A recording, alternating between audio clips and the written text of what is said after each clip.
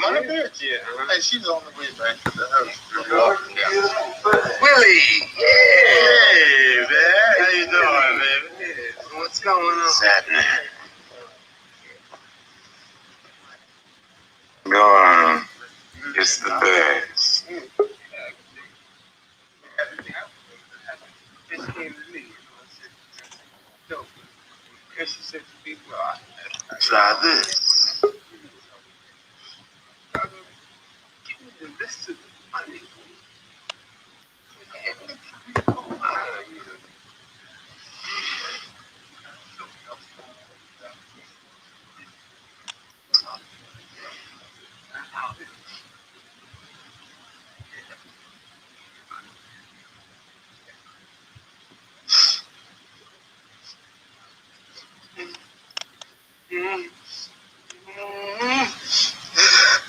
Oh, that hurts so good, man. That's what you remember when you forget everything else. I'm cool. Woo! But I don't know how you do it. Don't know how you do it, man. I mean, dudes getting burned everywhere today. I mean, and since the year in, man, cops want double sugar. Well, you can't find an honest one for shit.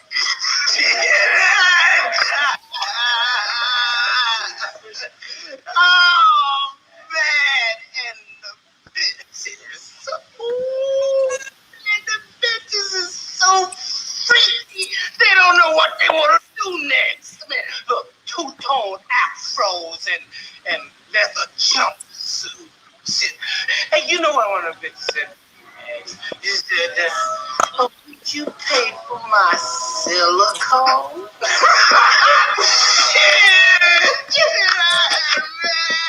I don't know what they want from me.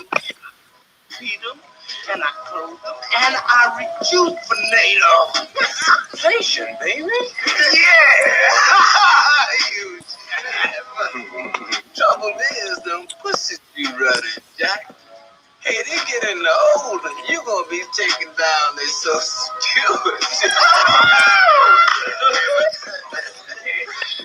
Do I have to stand around here and listen to them insulting my wives? I'm gonna deal with a bigger insult. The heat It's coming down hard. We got to get our shit together.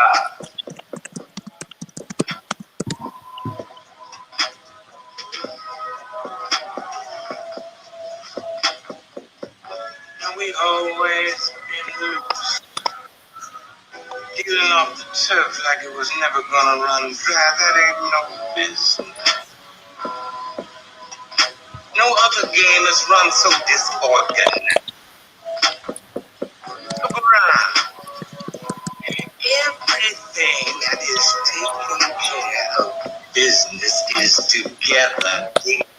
Tight. Tight. What's going on, everybody? Let me get this music down a little bit. Oh. Yo, this is Dr. King.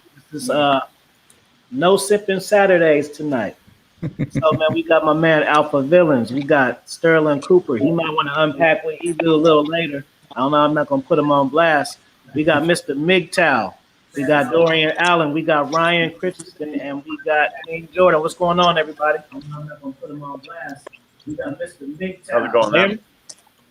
I'm good, man. Good, man. Happy to be here.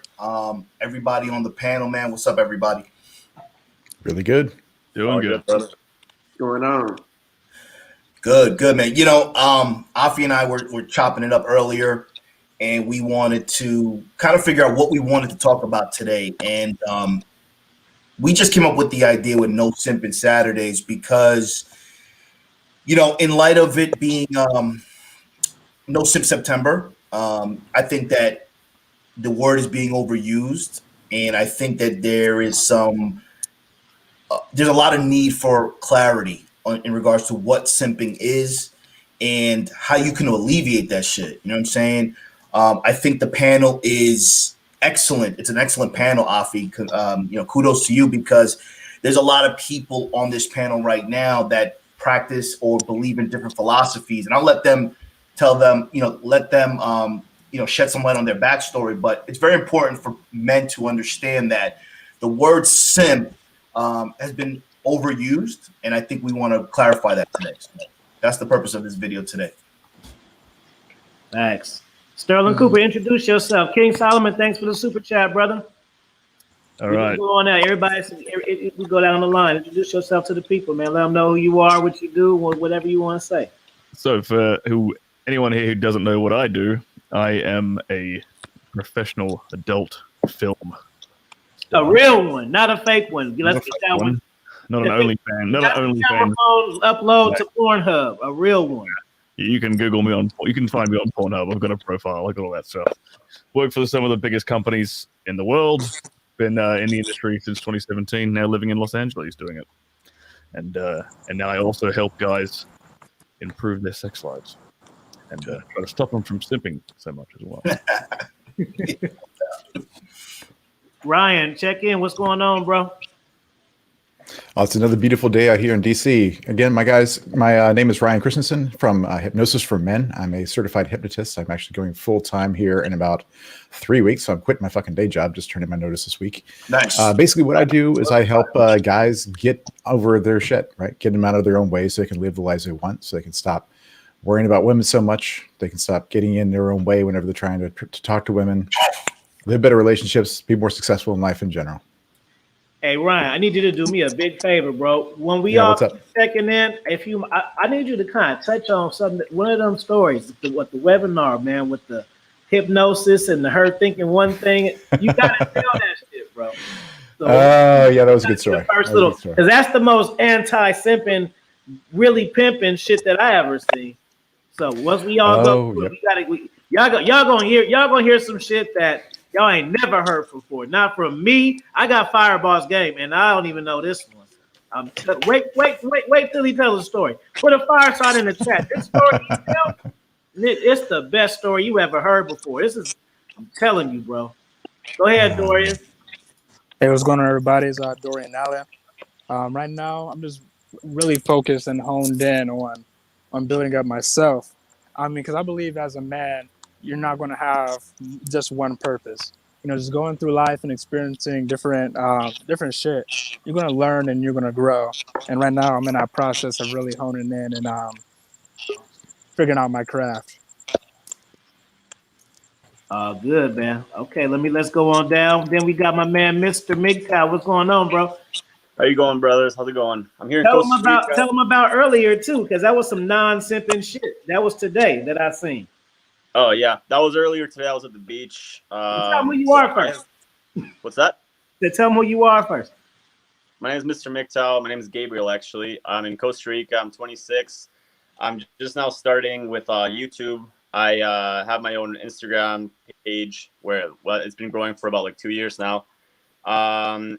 Basically, I have 3 different businesses, from marketing as well as I do some stuff on Pornhub as well, believe it or not. And I manage a lot of girls. And I manage their OnlyFans, their Patreons and all that. So I make a lot of cut from that stuff. I do a lot of stuff. We're going to have a talk later. What's that? We're going to have a talk later. That's me and you later on tomorrow. All right, brother. That stuff. Yeah. Exactly. Well, yeah, I'm just here to help men, and that's about it, guys. I'm happy to be here. Happy to meet everyone. Good. King Jordan, what's going on, Pimpin'? Yeah, how fellas doing, man? But yeah, man, I'm King Jordan. I'm an entrepreneur / capital investor up in Richmond, Virginia.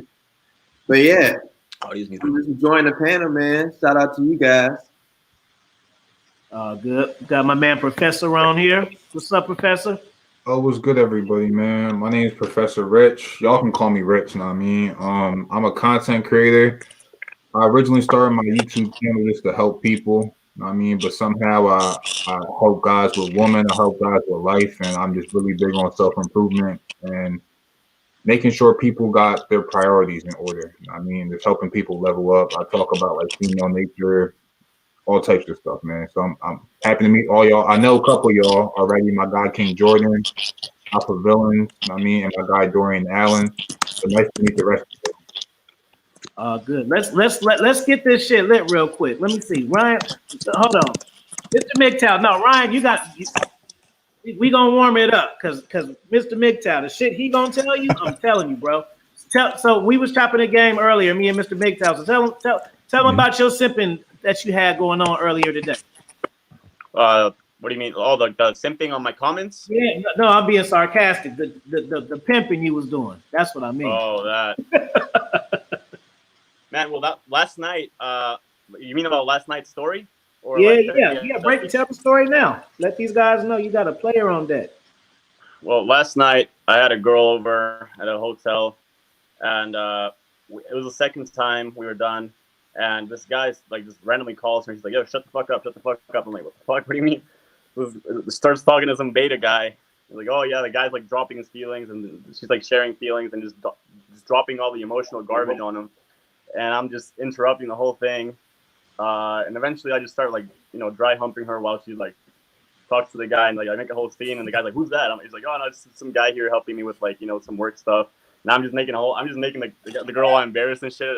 So I decided to record the whole thing. I posted it on my story and exposed her. These girls have like so many beta brads, man. They have no chill. They have so many like backup like just betas to just talk to, and even when you're fucking her, like it's insane. Yeah. And then today I just took a bunch of girls to the beach, and it was pretty fun. But yeah, that's about it. Yeah. So about that. The chicks are sneaky, bro. So the girl boyfriend was calling the whole time, and he was laid up in bed with her, playing games with her, and all of that. You know what I'm saying? And it's all on the Instagram stories too. Yeah. But man, Ryan, tell this. Oh, well, hold on. RPC, did I just? Okay. He was in here. Okay. RSC. Okay, Ryan, tell these guys about some real fireball hypnosis game. Man, K, oh boy! Oh, you want to tell the story from the other day? Tell it how you want to tell it, because this is good. I don't mind hearing it again. It's all on you. Put a fire sign in the chat. Right. He's gonna blow your mind. All right. So, what do you guys know about? Well, I'll assume you don't know anything about hypnosis. All right. So basically, hypnosis is a way of playing with your unconscious mind, and you can do a lot of stuff with hypnosis. Right? You can go back and you can fix people's traumas. You can help them out in all kinds of ways. You can help them overcome many beliefs. Right? But there's a lot of other stuff you can do with hypnosis too. For example, you can play with physical sensations. So hypnosis is actually really good for like long-term pain management. You can just turn down the dial on the pain. But what it also means is you can play with sensation. All right. So one of the demonstrations we were doing, I was at a conference in Vegas this past weekend. Like you touch them on the right wrist, right? And then they feel it on the left wrist, right? Which means you can do fun things like, play with their earlobe and they feel it on the clit.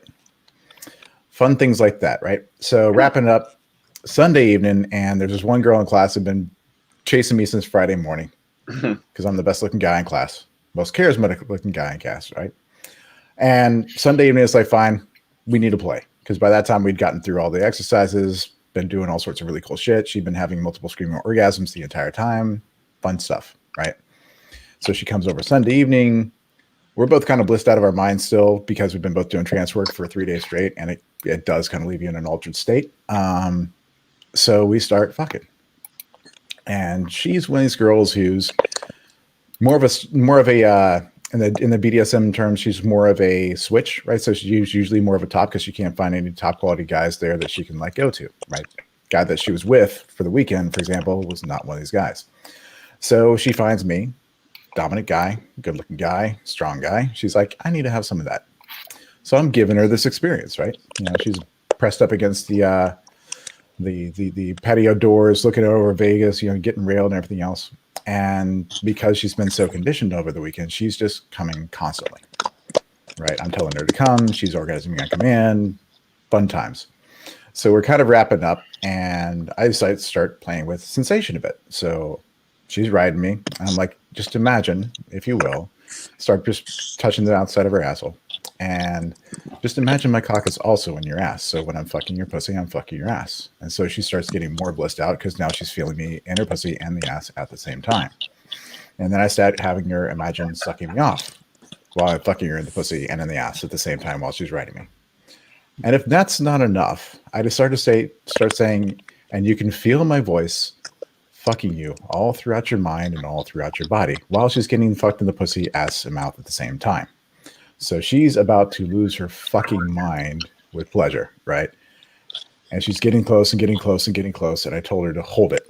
So I freeze her right on that edge where she's about to fucking explode. And I hold her there for like 5, 6, 7 seconds. And she's just like frozen. And it's like, now you can come. And she just fucking loses her goddamn mind. It was fun. It was a lot of fun. Nice. That's Professor X Game. Shout out to my man Zelda. 499. Indeed, Travis. Very nice. Special shout out to Zazzle. It's your birthday, man. So I love you, bro. Shout out to King Jordan for the 99 super chat. He says, salute to the panel. Simple was an issue, but it's worse when you get the game and continue your simple ways. Salute to you. Red Sing the Blues. I seen you just came on, bro. What's up, man?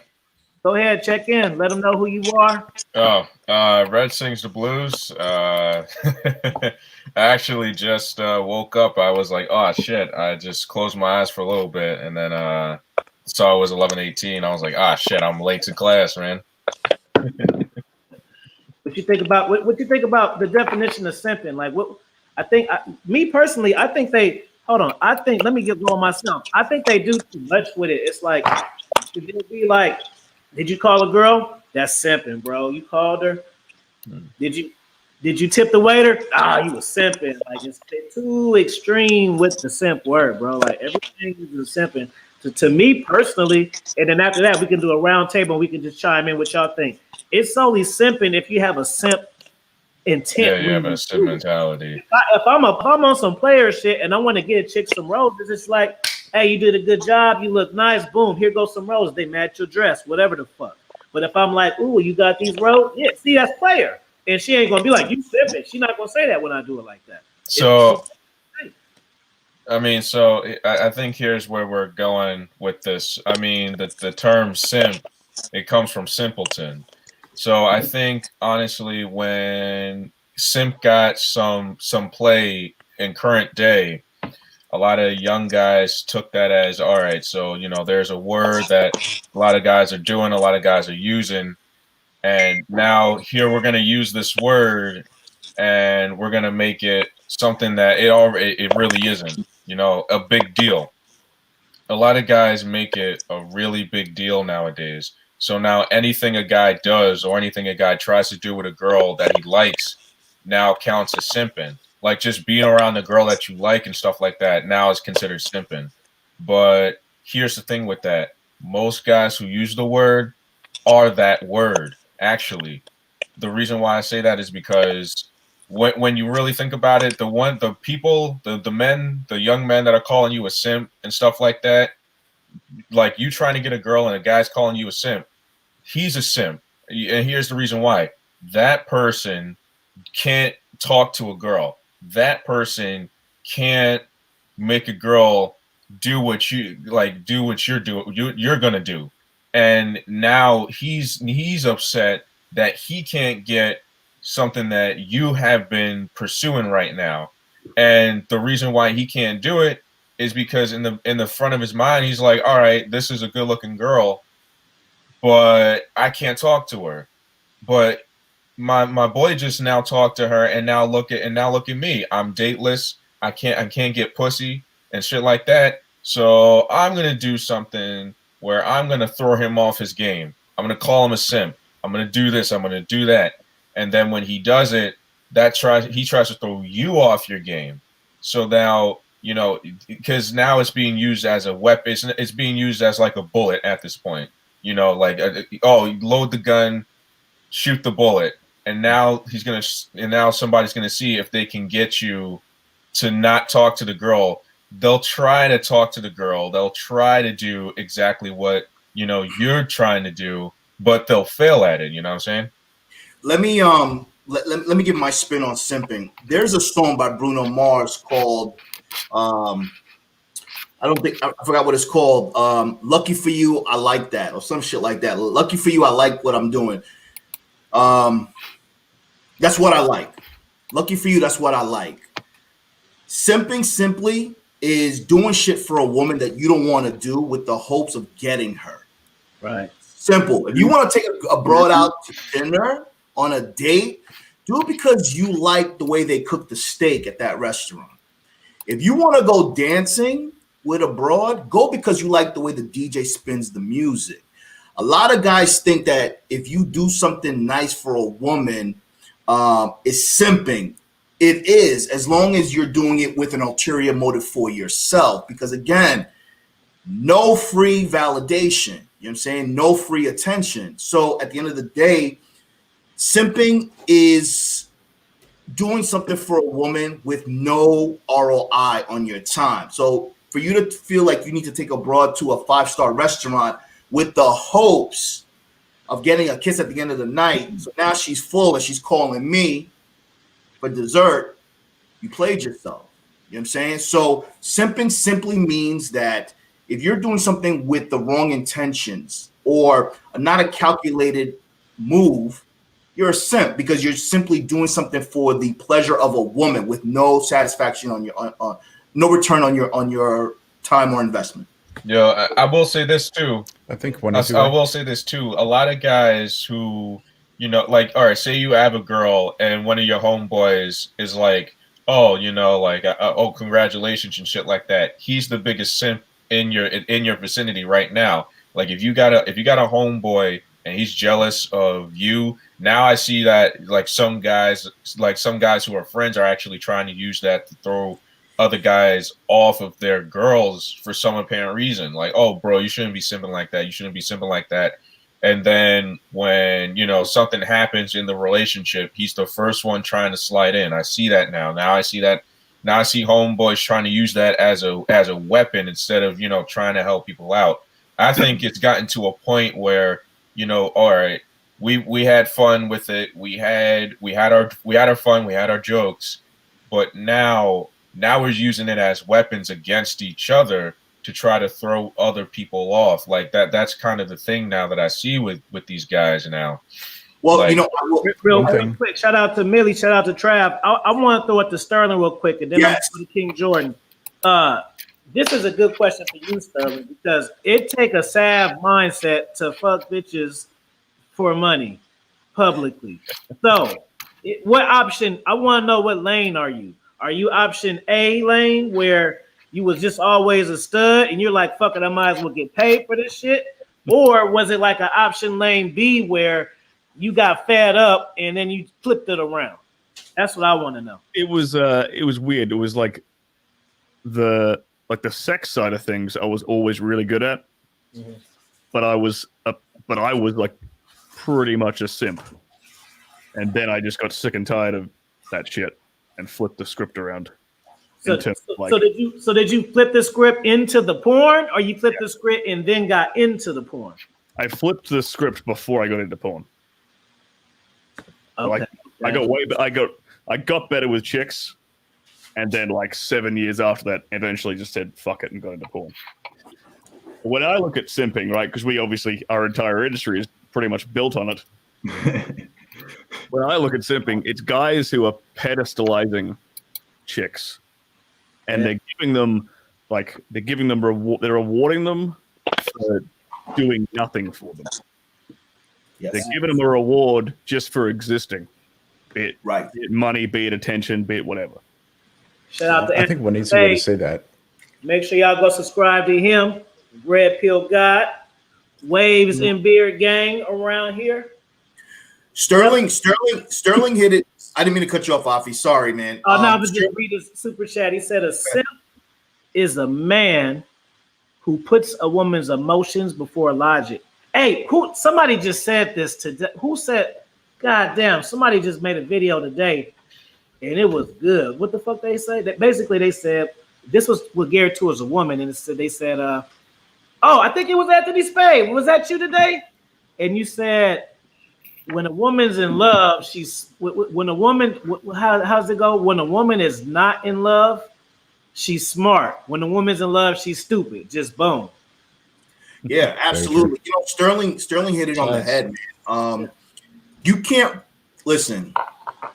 It's like men are rewarding or applauding women for just showing up. You can't do that. You gotta. There's tryouts. You know what I'm saying? Like, you want a job, you got to go in for an interview.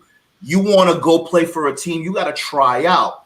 And I will say to RSB, Red Sings the Blues, any man that's high-fiving you or congratulating you for getting a woman, problem. Real quick, Alpha Villains talking about congratulating him. I'm gonna make a point. You see how I gave him his credit because he said it? Y'all be quit stealing people's shit and then be trying to make it seem like you said it first. Right. I got that from Anthony Spade today. You got it. When you use people's shit, you gotta say where you got it from. You can still use it, but quit trying to make it seem, oh, I've been saying that. No, you ain't been saying that. That shit out of it. Absolutely. Yeah, you have to pay homage to. Yeah, we got to give people their credit around here. Sorry, let me go back out. Just want to say that because you talked about congratulations. You got to do that. No doubt. Really quickly, so just to close it out so I can let everybody else speak. In a nutshell, bro, you can't, just for showing up because she's got an ass, she's got titties, and any of your boys, anybody in your circle trying to congratulate you for getting abroad, bro, that's a problem. And just to let you know, being an older gentleman, guys trying to fuck your girl have been around forever, bro. It is what it is. So you have to understand, it is just your turn, and you have to be aware of your surroundings. But at the end of the day, for anybody who's listening, just make sure that whatever you want to do is because you want to do it, not for a woman. Never that, because her emotions and her desires change like the moon, and that's it. Yeah, no, to say something with Alpha. Hold on, Red Sings. Hold on, because Cats ain't talked at all. Let my man King Jordan get his shit in real quick, bro. All right, that's fine. Sure. Oh yeah. So basically, I ain't never been a full-fledged simp, but I have had plenty of simp moments growing up. I'm 31, so. But basically, what the OG Alpha Villain was saying earlier is basically all it is. If you want to do it, then it's not simping. But when you're doing it as far as a method to be getting some cheeks or, getting your rocks off, then you really got to check yourself because you're really simping. That's what it is. Simple as that. It's simple, no pun intended. Facts. Word. I'm gonna throw this out there. Anybody that want to take it can take it. Dorian, I see you just got up in there, Mr. MGTOW. What about? Let's talk about the simp mindset, because we always talk about simping as far as the gesture of it, like he did this. But let's talk about the mindset of a simp, because I can touch up on that. Yeah, that's easy. Yeah. That's easy. Sure. So all a simp is doing is sorry. Go ahead. I'm just trying to find the head who talking.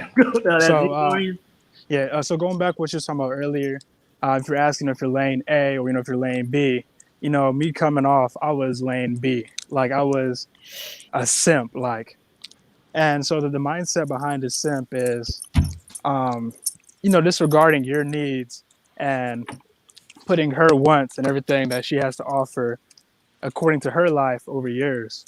And so for me, being raised that way. You used to do, bro? What was that? What type of sipping shit you used to do? I want to hear something. Oh. Man, so I thought I was doing something, when I would be writing poems late at night, dropping huge paragraphs and just letting out all my emotions and telling them, what type of date I'm going to take them on to make them, feel real good. But in all reality, all that did for me was kept me in their bubble, and it allowed for them to pry what they needed in that moment out of me. Mm-hmm. And I think it's really easy, man. Really, simping is just trying to buy attention from a woman. Right. Whether it's with deeds, whether it's with money, whether it's, words, you're just trying to buy attention because you don't think you bring enough value to the table. So you feel you have to buy her attention in some way, shape or form. That's really all it kind of comes down to. Yep. I mean, can we talk about this though? For me, I think simping, it goes deeper than women. I know, and simping itself, it's not the action itself, it's the reason behind the action. But dudes be simps at their jobs for their boss. Dudes be simps in the gym. If a dude is about to get the machine, oh nah, that nigga look too husky. I'm gonna be I'm just gonna kind of back down and submit to a stranger. It goes deeper than just women. It's a lifestyle, man. And I feel like people are easily pushed over. And they don't have a backbone. They don't know how to stand up for themselves. So it applies to women, but you tap dancing for your boss, like, yes, master, like, you know what I'm saying, jumping when they say jump, bro, and you don't like have respect, or you like the butt of everyone's joke, or you just that person that people casually or like usually take advantage of, you a simp, bro. But you're not like a simp for women, you a simp at life, and you have to fix that part, like how you interact with people on a day-to-day basis because that all applies to women. I mean, and like how you do one thing is how you do everything. Mr. McTow, what do you think, bro? What's your take on that? One sec. Okay. Can you guys hear me? Yep. So I think being a simp is just having that thirsty mindset, changing your personality, your frame for a woman. For example, I can only think back in like maybe like middle school. There was this chick I really liked, and I just I did the same thing. I dedicated songs to the chick. I said I liked bands that I didn't like just to please her. All these things. Then after that, I had a girlfriend for like 7 years, and that's the last girl I ever like kind of simped for because I did the same thing. One of the brothers was talking about. I would like pour my feelings out and all that. We lasted like 7 years, but like the first 6 years were amazing because like I did whatever I wanted. I cheated on her multiple times, and I told her like, look, you got to break up with me. Like this is like too much. She's like, no, I love you. I'm like, okay, whatever. So the moment I started simping for her is when she broke up with me. The moment I actually became a complete I tried to actually like be more of a beta for her. That's when I lost her. So think about that for a second. 6 years of just like me not giving a shit, doing whatever I wanted. Last year of just being together, broke up with me because I was a simp. I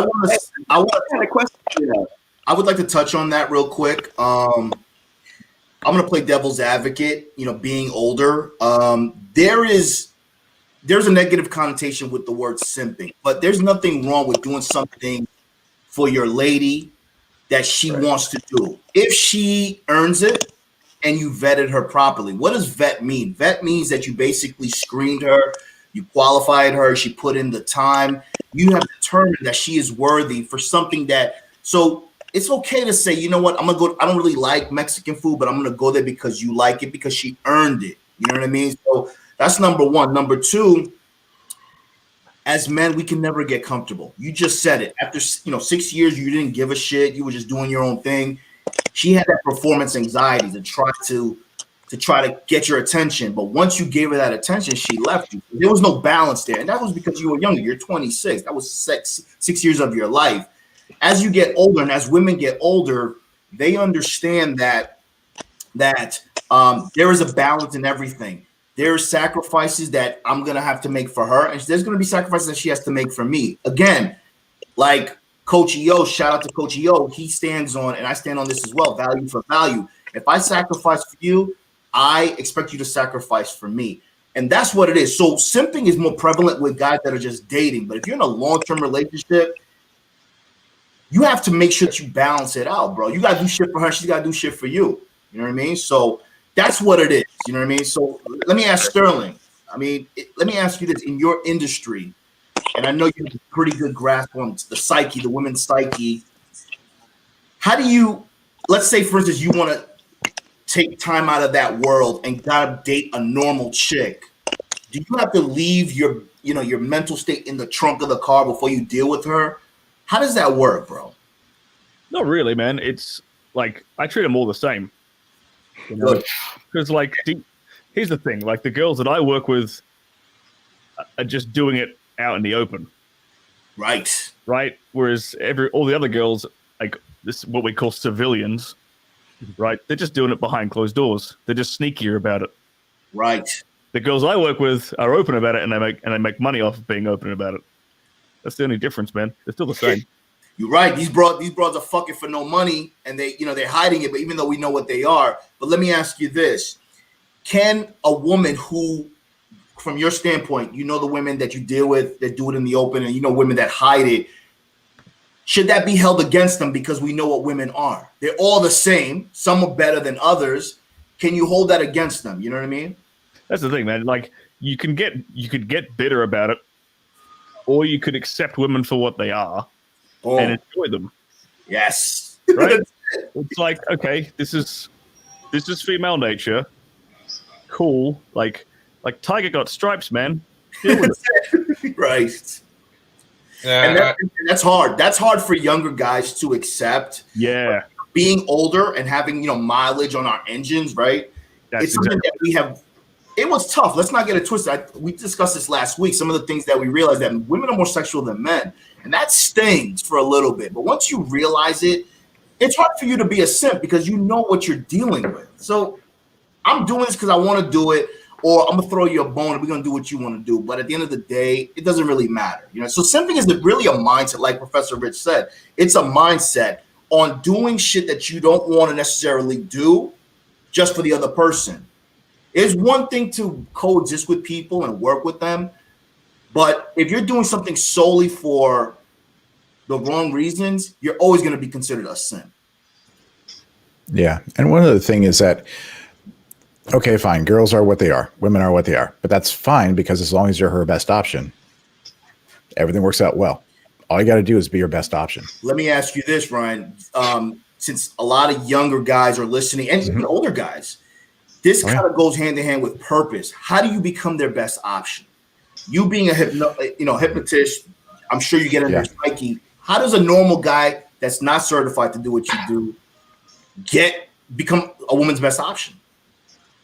Become as good as you fucking can. Because quite frankly, it doesn't matter what they're looking for, right? A girl's going to have a ceiling on what they can get. As delusional as they may be, sometimes there's a ceiling on what they can get, right? Right. And if you're a man who has made himself as good as he can be, you're doing as good at work as you can, you got the money muscles game thing going on, right?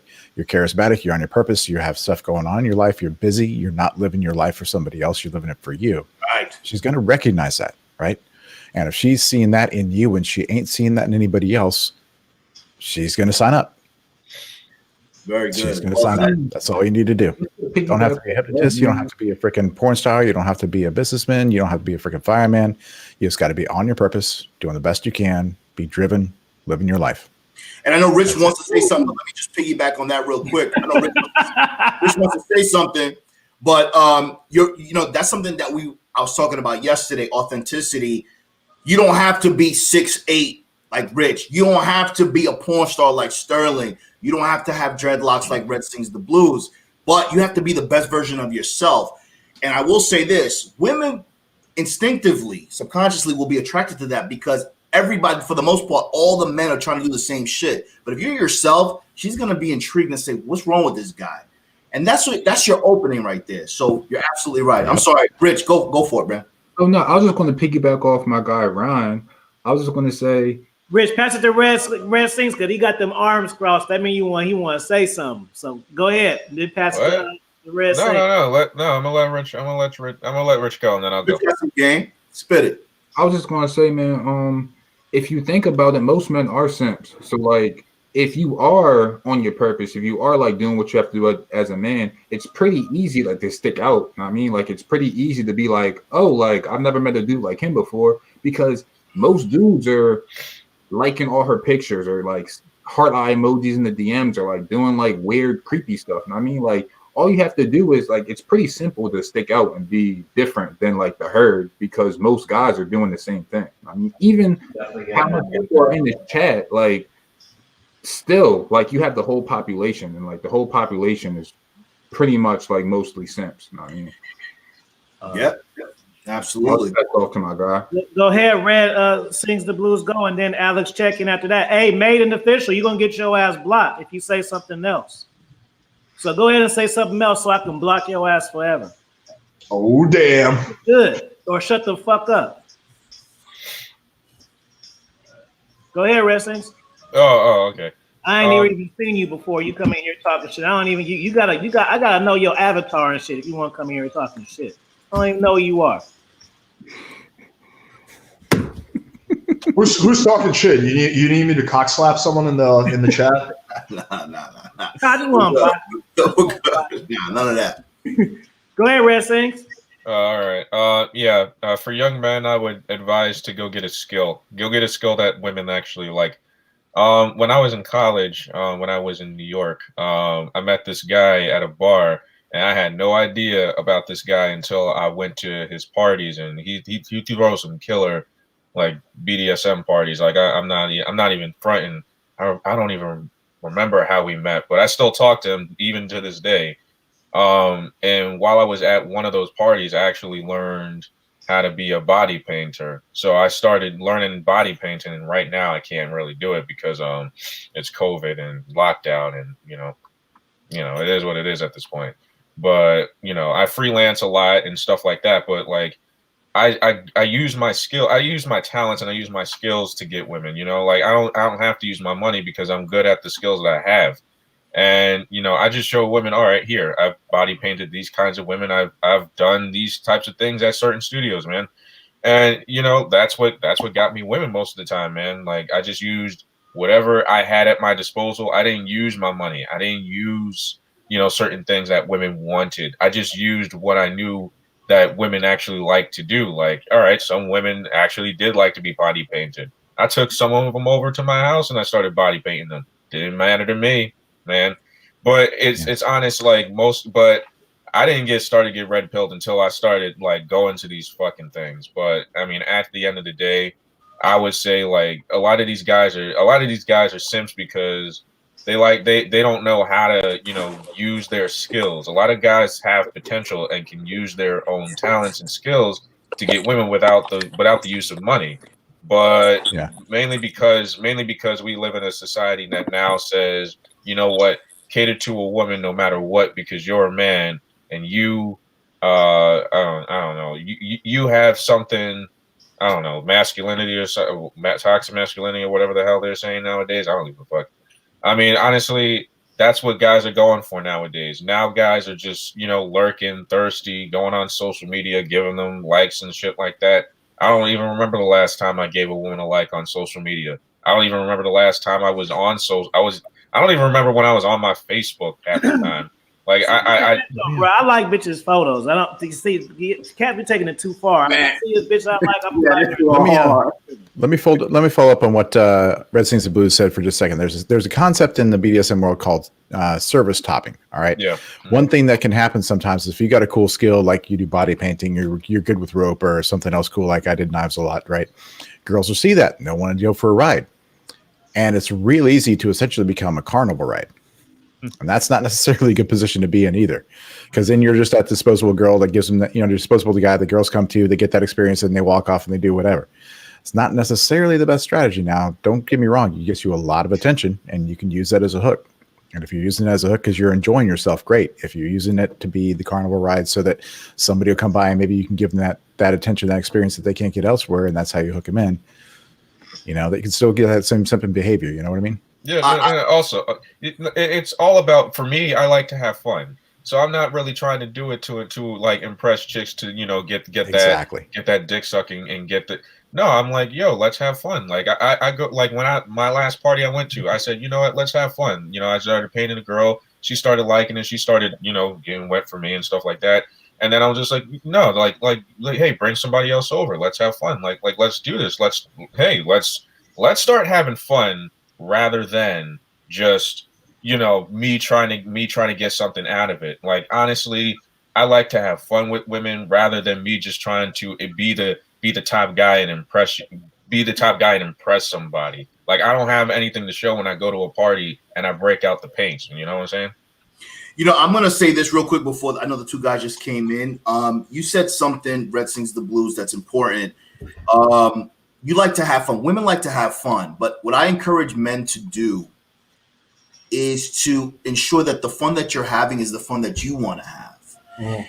So it's kind of like if she doesn't like what you're doing, that's okay. Somebody else will. This is the thing. You don't get a skill. You get a skill to sustain yourself, to be independent, to be a man who is self-sufficient. You don't get a skill with the hopes that a broad's going to let you paint her areola. The thing is this. Now, if you have a hobby or it so happens that your skill set involves the participation of women, fantastic. However, make sure that once you're done with that, you have to make sure that your skill set will allow you to live a life of longevity, self-sufficiency, independence, because women are attracted to that ultimately. Believe me. So they want security. So in this age bracket, I know you guys are a little bit younger. When they hit 30, they're going to want that security. So if you don't have a skill, so how far can you go with body painting? Not to say, you know what I'm saying?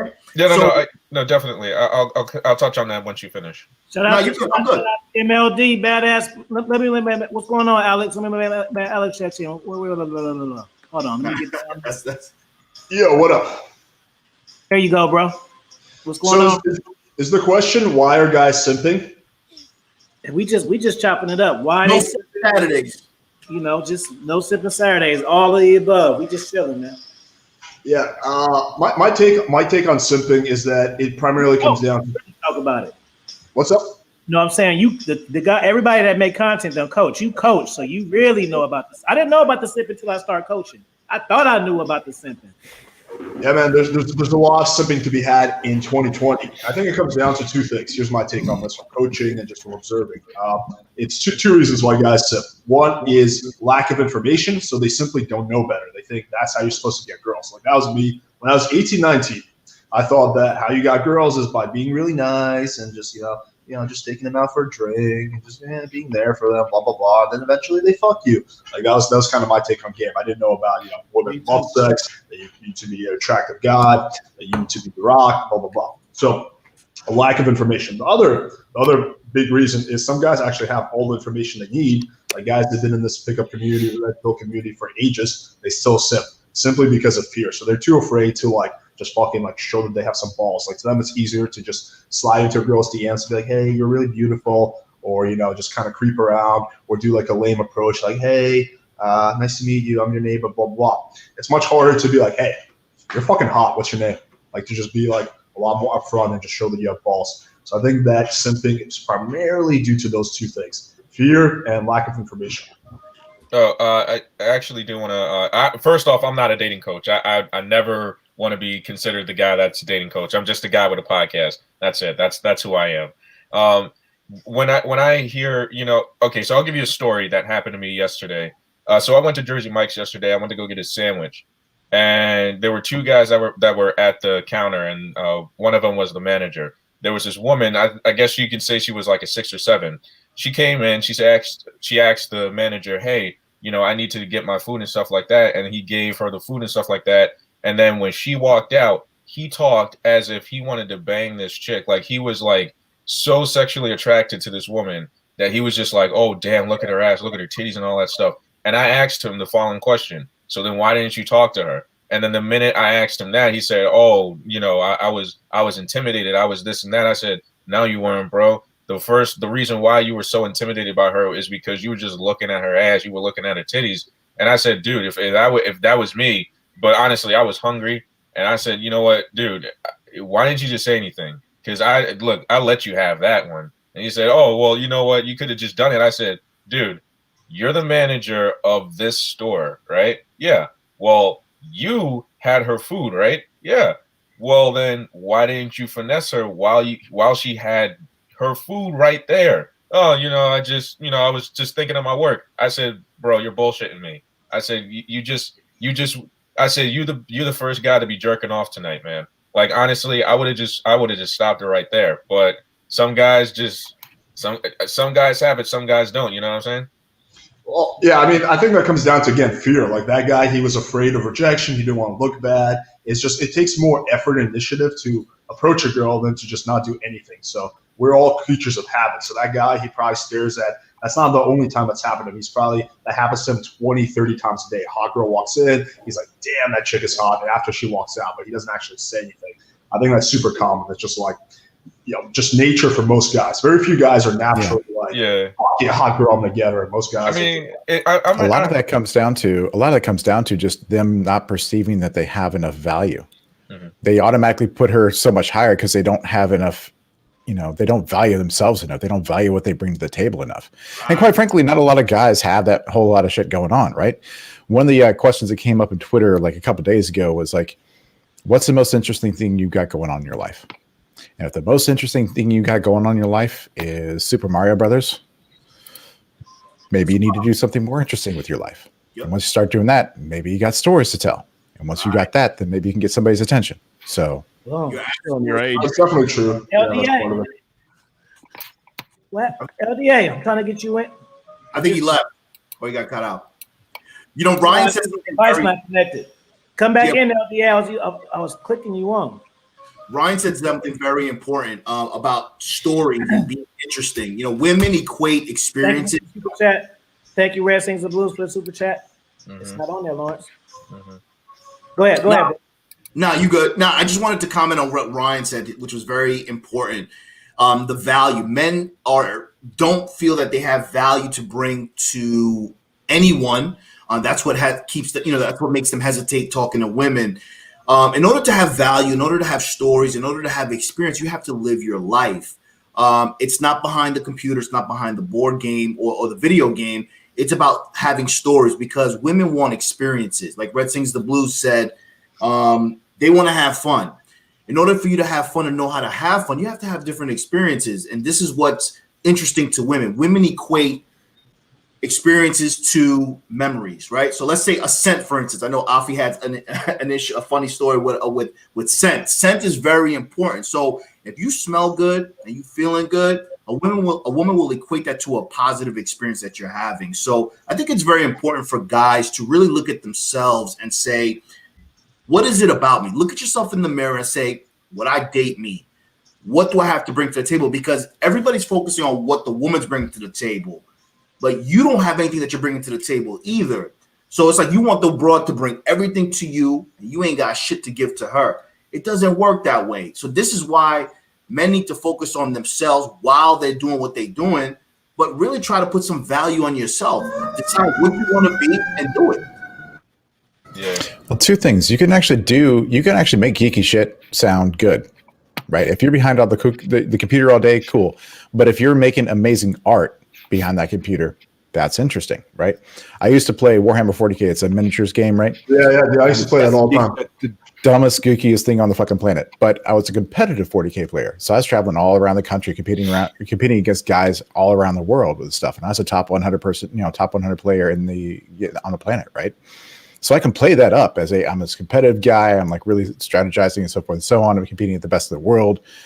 That's a cool story, even though it's the most geeky thing on the planet. It's not what you say, it's how you say it. You're absolutely right. Yeah. And the other thing is that's part of why guys simp so much is they say, oh shit, I don't have anything of value to bring to the table, so I have to do whatever she wants. I got to figure out what kind of flower she likes. I got to give some kind of offering because they have nothing else to give. Right. Exactly. I think all that is definitely true. I also used to play Warhammer 40K. I don't think I was as good as you, though. But I think it becomes a little bit of a chicken and the egg thing. So, for example, guys, they don't have a lot of success with women, so that they don't feel confident with women as a result of that. Because they don't feel confident with women, they don't get a lot of success with women. It just becomes this vicious cycle of negativity, not taking action, right? Like a lot of I just have a new roommate that moved in, and me and him, we went for a walk yesterday, right? And there's some hot girls. I was chatting them up, getting some phone numbers. So I was talking to two girls. Afterwards, yo, man, why didn't you come in? He's like, oh, I don't know, man. I was like, why not? He's like, well, I don't know. It just came down to he was expecting a negative outcome because he's had negative outcomes in the past. And it just comes round and round, the circle spins, right? So you got to break. Yeah, and there could be a lot of deeper issues with that too, right? It's not just they haven't had success with him. They could have a lot of other shit going on that could be getting in their way when they're wanting to talk to anybody. Because a lot of times these guys aren't just bad with women; they're bad at life, right? They're bad in their career. They're bad in their people. They're bad with men in general, man. That is true. Rich had something to say too. Rich, what you want to say, bro? You want to chime in on that? Oh no, I was just going to say, bro. I feel like people overthink it, man. You don't have to be in Avengers, bro, cast as Iron Man or Black Panther. You don't have to be a fucking skydiver, my nigga. You can be captain of the chess club. You know what I mean? You can be a Comic-Con cosplay person who makes the outfits or something. Everyone has the potential to have that thing. You just have to know how to leverage it. And like you said, bro, it's not about what you say, it's how you say it. You don't have to be extravagant, have some flashy title or BC. Bro, just me and Afi have this conversation all the time. He has a mukbang channel and a video game channel. Bro, you can't tell Afi that shit's not cool. I mean, he thinks it's cool. He makes it, bro. I'm into yeah. And that's another thing is that sometimes what guys will do is they'll say, oh, I'm not the 6 foot tall alpha Chad, so I might as well not bother. or I'm not making 7 figures, so I might as well not bother, or I don't have my style on point, so I might as well not bother, or like my teeth are like not perfectly straight, so I might as well not bother, right? So they take, because they're not that pinnacle of whatever they're like comparing themselves against, they say, oh, I can't bother, and they're using that as a defensive mechanism so they don't have to try. Because they don't get what you know what said. the problem with that is that the more you do that, the more ingrained that habit becomes. Yeah. Like what Alex was saying a second ago about his roommate, right? Where he like maybe walking down the street and he didn't like chat to the chick. The more years you're on this earth and you do that, the worse it gets. The worse that like anxiety and the worse that low self-esteem gets. But the opposite is also true. If you're instinctual about it, if it's like hot chick, say hi, is just this automatic instinct, it builds on itself and you get better and better at it. Yeah. Yeah. Prince O, what's going on, bro? What you got to say? Prince O. Give me 2 seconds, bro.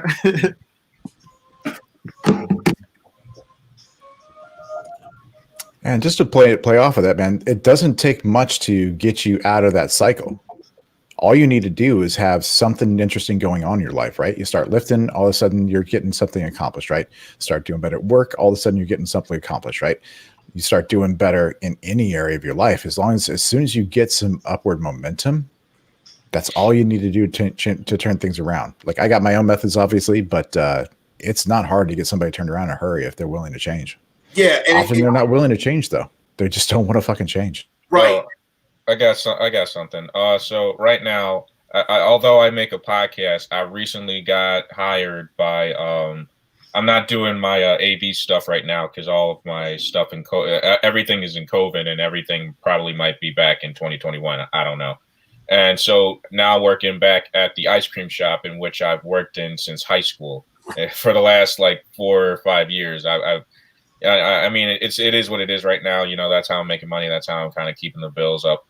And, you know, like after a while, I said, you know what, let me get my game up. Let me get my smell game up. Let me get my just clothing game up just a little bit.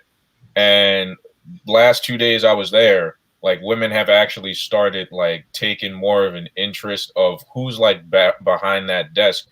And since then, like after 2 days, like they've been asking, hey, where's the guy with that blue jacket? I actually like his style and stuff like that. And I said, oh, they're talking about me. And the reason why they talk about me is because, you know what, I'm friendly with, because all the kids come in and they all start asking me questions and stuff like that. And then the women start coming in and then they start, you know, giggling and smiling and all that stuff. And I just give them the ice cream and be on my way. You know, I read a book while I'm there and stuff like that. And but the thing is that I act as if I have something going on rather than nothing going on. It's not just a job for me. It's like, all right, I'm just doing this until my main shit comes back on. You know what I'm saying? Let me just quickly add on this. I do think I agree with what Ron said and what Red Sings the Blues said, that it is important to have shit going on in your life, and that's only going to help you. But I think often, at least quite often, it's not enough, because I've seen so many guys who are making bank or who are super successful in every aspect of their life, but women. When it comes to women, they're hardcore simps. But when it comes, to their business, they're making multi-million-dollar deals and shit, but they can't even talk to a 7 or something like that. So I see that all the time, either guys from coaching or just guys on the street or just stories from girls I hook up with. They're like, yeah, I went on a date with this guy, and they're telling me about the guy. I'm like, damn, this guy sounds like a fucking baller. Like, no, he was a giant pussy. I'm like, really? Like, well Alex, I have a man crush on this guy already. I'm like, what the fuck? This guy's like playing fucking professional basketball or something like that. And they're like, yeah, but he was a giant pussy. Like, he wouldn't even kiss me. So I think there's so many stories like that it's important to also kind of have that, killer instinct when it comes to women and just have that confidence and all that good shit. Not enough to just have shit going in other aspects of your life. I like to piggyback before I shut up. The thing is that, and I kind of learned it from an aspect of what I was doing, is that, all right, guys can make thousands and billions of dollars and stuff like that. But honestly, it starts with just basic talk, like just basic talk. When I wake up in the morning and I do my hiking and stuff like that, when I do all my exercises, I actually look at other people. Like it doesn't even have to be women. It can be men. It can be whomever I see at the time, man. Like I think people just don't like to. They want to be so successful that they forget to be a human being at the end of the day. And I know you're a coach. I'm not. But when I go outside and I just say good morning to people, just good morning, and that kind of starts my day. You know what? Because when I say good morning to somebody, somebody wants to talk to me. But I guess it's just my presence because I learn when I'm still learning that even with day game, like the 5 people I say good morning to are going to be the 5 people in the next hour that are going to be women that I'm going to be talking to. But it's all about how much you really want to practice and get better at, just taking social cues. You know what I'm saying? Prince O. Hey, real quick, Prince O, check in and Red Sings. Let me rotate you out real quick and let me get my man Jonathan in real fast. Sure thing, man. All right, and then you can come back on, and then LDA. So I'm gonna rotate you out, and then one of you guys come in because y'all keep getting that notification. All right, so then boom. I bet. What's good, bros? What's good, bro? Yeah, when it comes to simping, bro, I think it comes down to like some guys, bro, they just will never stop simping. So it's like they just don't have it in them. So like I think simping, one, it comes with like experience, right? So once you start dealing with hella women, like not hella, but a good amount, you start to see like, yo, you don't really have to do all this. You don't really have to treat them that well.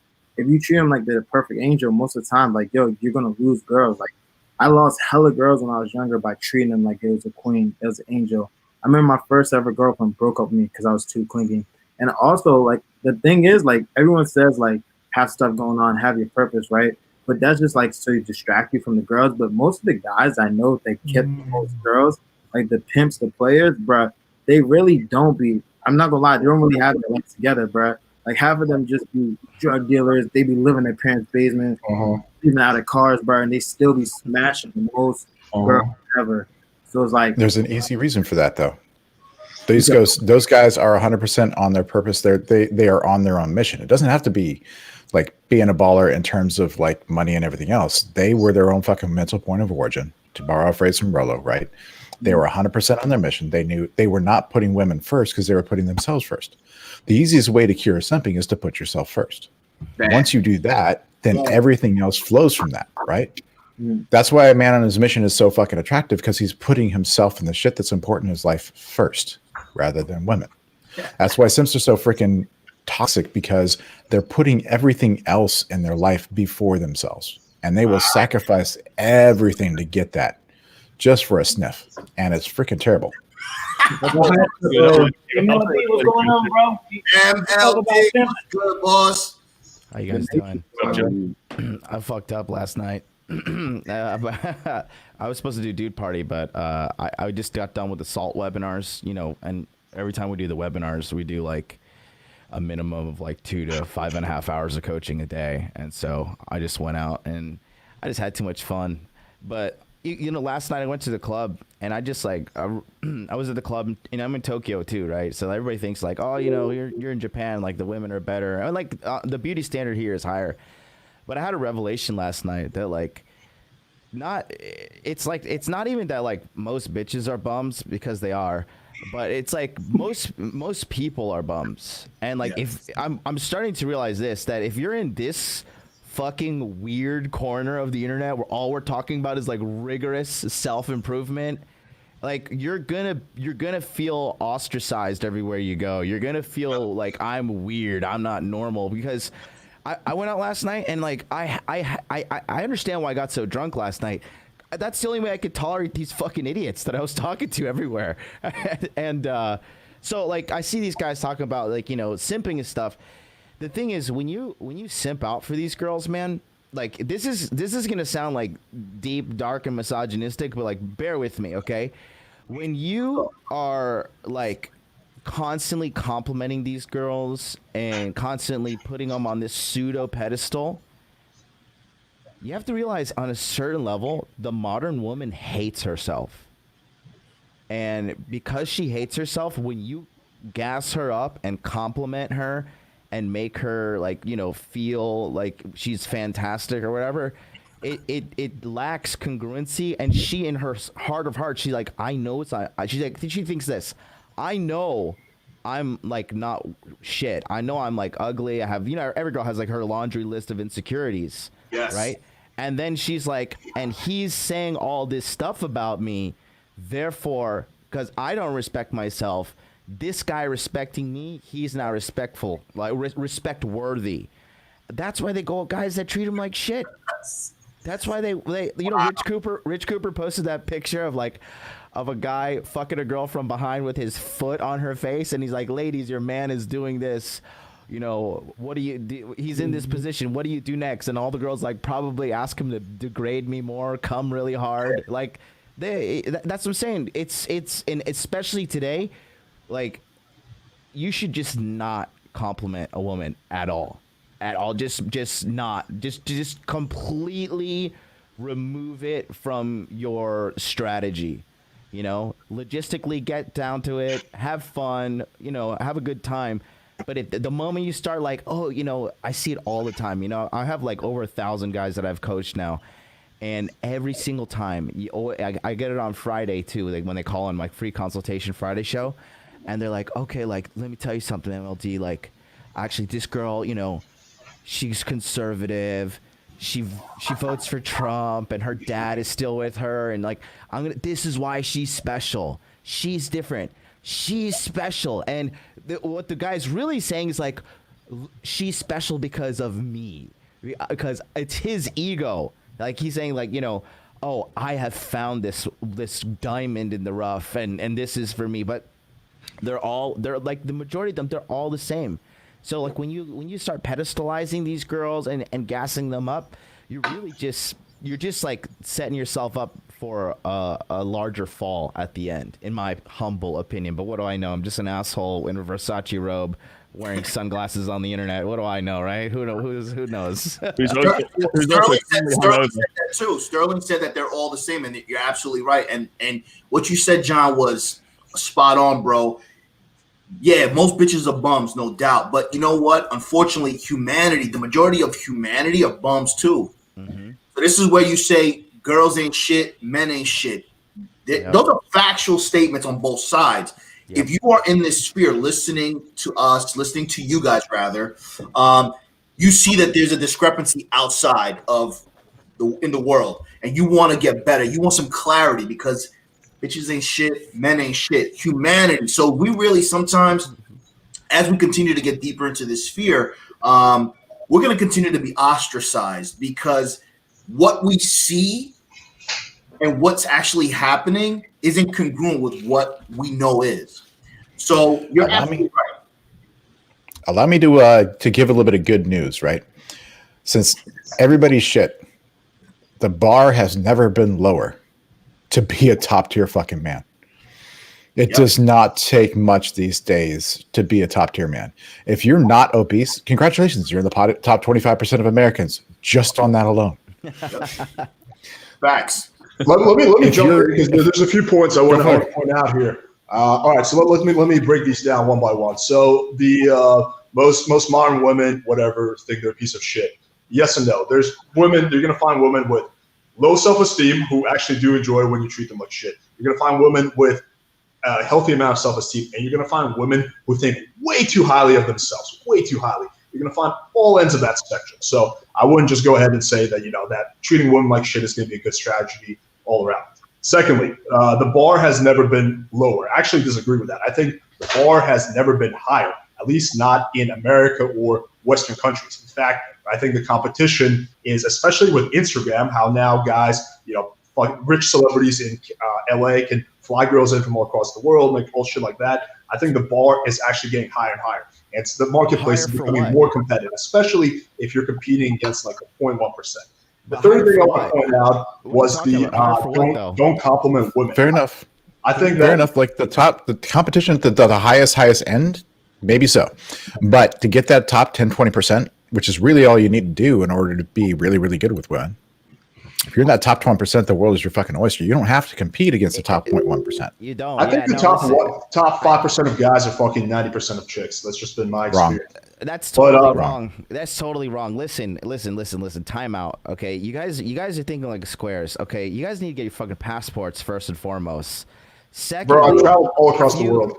If you can get to the point where you're getting making $100,000 a year from a remote source, computer programming, digital marketing, or even if you do certain things like welding, plumbing, these girls all belong to the streets. Okay. If you have $100,000 a year in your income, if you can't make $100,000 a year in 2020, there's nothing wrong with the world. There's something wrong with you. And $100,000 is not even a lot of money. When you get to that level and you make that, okay, these girls belong to the highest bidder. And yeah, you're saying these things like these girls are getting flown out and blah blah blah. That happens far less often than you think it does. And if you have experience on seeking arrangement and you actually meet these sugar babies, to be honest, you're going to find the hottest and the best quality girls is day game. Like straight up, period.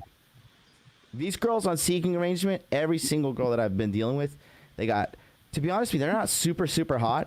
And they all have some sort of mental issues, some sort of mental hang up, daddy issues, mommy issues. And they've reduced themselves to a light form of prostitution. You got to realize that too. What's going on up here if a woman has to reduce herself to prostitution or a form of it? I want to piggyback on what Alex said. Go ahead, Alex. You said that that there is one side of the spectrum where not complimenting a woman works, and there's another side of the spectrum where their confidence is extremely high. We have to source where they're getting their confidence from. They're getting their confidence from social media, likes, DMs, and shit. All that shit is real to them, but it shouldn't necessarily matter to us because we know what it is. Yes, women will have far more attempts to get at them than we will, even if you're a Chad, even if you're you got the chiseled body and all that shit. But their confidence is a false sense of confidence, because if there was a cyber attack right now, bro, and it was no social media, these broads will be with their tails between their legs looking for you. Don't get it twisted. So there is some validity to what you're saying, because I know that you're younger, you're in the field, and you get it. So there's some validity to that. But if you take away all that shit, it's kind of like taking away their makeup, taking away their extensions, their eyelashes, social media. Take away their ass and their pussy. What do you got? Nothing. This is why John is saying and Sterling is saying they all the same, my G. Yes, some of them have higher status. Some of them have more passport stamps. But at the end of the day, they're the same. So our message here is for men to understand that they're the same. They may have more passport stamps. They may have more bodies than you. But at the end of the day, you have to understand why they have more passport stamps, why they have more bodies, and what they're doing to achieve that status. They ain't shit. They ain't shit. In my opinion. I agree with all that, but I think that objective reality is not as important. It doesn't matter. It's all about what the person thinks. So what you're saying is actually true. But to that chick, she thinks that she's the absolute shit. So yeah, in reality, you're right. But in terms of practicality, it doesn't really matter. I think that just from what I've seen, like the average attractive girl in a major U.S. city, unless she never leaves her house, gets propositioned like 100 times a day. Like, and in different forms. Sometimes a lot of it is on social media. You're right. So take away their social media, there's going to be a lot. She's going to be propositioned a lot less. But even just in her day-to-day life, like guys are coming up and offering her dick all the time. It's not to say that by any means, like, believe me, I'm not saying that it's hopeless. Like, not at all. Like, if you have a good game and you're a solid guy, you're going to stand out. You're going to be better than 99.5% of the guys that are talking to her. But to say that a place where competition is very low, fucking Manila, Philippines, or like Bangkok, Thailand. Those places, yes, your competition is very low. But like in U.S. cities, I don't think so. At least not if you're going for the real quick before Jonathan, you go on. Professor, let me rotate LDA real quick. So just come back. Let me get LDA because he want to get on real quick. He ain't got that much time. Professor, so all right, LDA, come on, and then we'll get you back in. So yeah, y'all go ahead now. Let me just get my brother in real quick. Go ahead, MLD. Prince, you quiet. You got to chime in next, brother. I'm just listening right It's now. Cash trying to get up in here. You got to talk. Yeah. If you I'm no, the point I'm trying to make is like I'm going back to it. You guys got to realize this, man. You guys are a lot of people are pedestalizing hot chicks. When was the last time you actually had a good time hanging out with a hot chick? I genuinely enjoyed the time. Hot chicks are fucking insufferable. I can testify to that. Great. statement. I can tell you I'm living the dream over here. I've been with hot chicks all across the world, and every single one of them is boring, insufferable, addicted to her smartphone, can't spell. Like, they're all fucking dumb. Like, I met this girl last night. Listen, you're gonna love this. Sterling, I met this girl last night, and she's like, I'm a cryptocurrency advocate. I was like, really? I was like, what's your favorite coin? She told me US dollar tether. I was like, great. Wow. Wow. That is a fantastic choice. US dollar tether is just a digital dollar. The value does not go up or down. It's what's called a stable coin. This girl was hotter than the fucking sun. She had a great ass and great tits, but when I talked to her, I wanted to reach into my skull and pull out my eyeball with my hand because it was a terrible experience.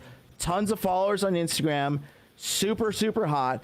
But once you get, the thing is, we have an epidemic of thirst, and here's why. We have hypersexualized our culture. Social media has hypersexualized everything on social media. And to top it off, right, this guy in the chat saying hot chicks are fun to be around. MLT is projecting. This is a guy who doesn't hang out with hot chicks. But the thing is with today's culture and how it's been like super sexualized, like every girl, the majority of girls, all they have, like, feminism is always talking about, like, you're sexualizing us. Like, no, bitch, you have reduced yourself to a sexual object. Women are running around these days, I don't need your money, right, with $17 in their bank account, which is hilarious. They say, I don't know how to cook, I don't know how to clean, I'm not going to massage you. So you're a woman and I'm a man. What is that? You've just reduced yourself to a series of holes, because that's the only thing you're telling me. You're going to discuss philosophy with me? You want to talk about, the space-time continuum? Are there multiple dimensions in the universe? So what's your solution? Just watch a lot of porn? Like, fuck fat chicks? Like, what's the solution here? I would slap the taste out of your mouth, bro. Oh, for God's sakes. Really? Like, seriously, man? Like, that's the direction you go from all this? Come on, get better than that. I mean, I'm just hearing, like, a lot of complaining about chick stuff. No, all you do is you become the best fucking man you can be, and you'll bring in the women that are value. You just got to recognize that unless they're bringing something to the table other than beauty and vagina, they're not really worth your fucking time. I'm not complaining. I'm stating facts. Then why did you go to the porn and shit? Well, because all I heard was just complaining. Hot chicks suck. Hot chicks are insufferable. Blah blah blah. It's so bad. Blah blah blah. It's not complaining. It's so shitty. It's so terrible. Blah blah blah. I didn't hear any solution, any actual thing that you can do to change the situation. I said the solutions earlier, but you're just what are the actual solutions? Break them down for me. Become a high value man. You gotta listen if I'm gonna talk. You gotta become a high value man. That's the solution. Okay, you're a high value man. Hot chicks still suck. What do you do next? Whatever you want to do. That's what high value men do. But hot chicks still suck. Where are you going with this? So what do you do? I think everybody else is being nice, but you're like really weird, bro. Like, I don't know what just. I'm just trying to figure out what you're saying. Like it's an easy day, man. Look, what he's saying is this. Most women, period, whether they're hot or not, are freaking train wrecks. Hot chicks tend to be worse than usual because they get free attention all their fucking life. They've been put on a pedestal all their fucking life, and they get a shit attitude because of it. So in general, they're not worth the trouble. Oh, now, if you're a high value man, then you get to decide which women you spend time on. And quite frankly, there's always that aphorism of a pleasant 7 is better than a country 10 days out of 10. And it's 100% true. You start weeding them out for the ones who actually bring value to your life. You stop looking at just what their looks are like and what's between their legs, and you start screening for actual fucking value, women who are on your mission with you, who bring more to the fucking table than just what's between their legs. That's what you do. I agree with that. That's LDA, check in, brother. No argument on that end. What's going on, LDA? What you got to say? What's going on, man? I'm enjoying the conversation. I'm actually just coming in from the Middle East. What I mean by the Middle East, I was dating someone from the Middle East. I went to go have tacos and a little fun in the back of the car. That's what life is about. I'm 48 years old. I'm enjoying life. I'm not concerning myself with what simps are thinking or what they're doing. I know this is the nature of the conversation, but you realize that I said this many years ago. I said, simps are a necessary evil. You need them. Yeah. The side of the fence that you need to be on is not the side of the simp. So we can politic and talk about it, but until we actually do something and live a life that they can say this is a better way, then things will change. I care nothing about simps. I'm sorry. I used to be one. I'm no longer one. I'm concerned myself with living my life, being on my purpose, and moving forward. Either you catch it or you don't. I got something to say. Very true. I got something to say real quick. I think the solution lies within yourself. Like, bitches ain't shit, but like, for instance, like a bitch that's rude to MLD may not necessarily be rude to me, or a bitch that's rude to me may not be rude. Your experiences, Alex, don't mirror MLD's. That's fine, but the solution is yes. Bitches ain't shit. Ugly bitches ain't shit. It doesn't matter. I think the solution is, I think the man has to look at themselves to find the solution on how to deal with how they want to pursue the hot chick, how they want to deal with the insufferable chick. You know what I'm saying? So the solution isn't about how to fucking fix broads. The solution is how to fix your mindset on how to deal with those broads. You know what I'm saying? That's my opinion. Let me say this, and I like what you said, but when you said mindset, I like that. One thing I will say, we could all say that women ain't crap, but I don't have those issues. I don't have those issues with women because you know why? Because they're always mirroring who I am. They're coming into my world, and if they don't fit in my world, they're going to orbit right on out.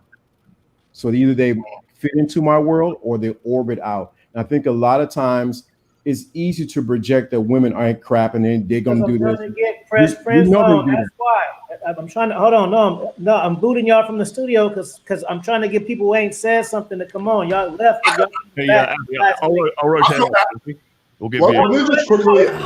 I'll bounce out, but let me just quickly clarify my position. So, because I think that maybe it's getting misinterpreted a little bit. So I think that yes, I agree with what Alpha Villain said.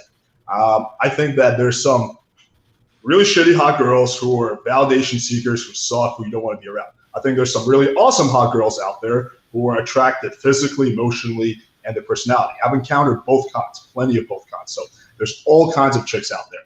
And yeah, I do think that the solution here is simply screening better, screening for becoming a high value guy, and screening for chicks who are going to add value. That's kind of going to what Ryan said.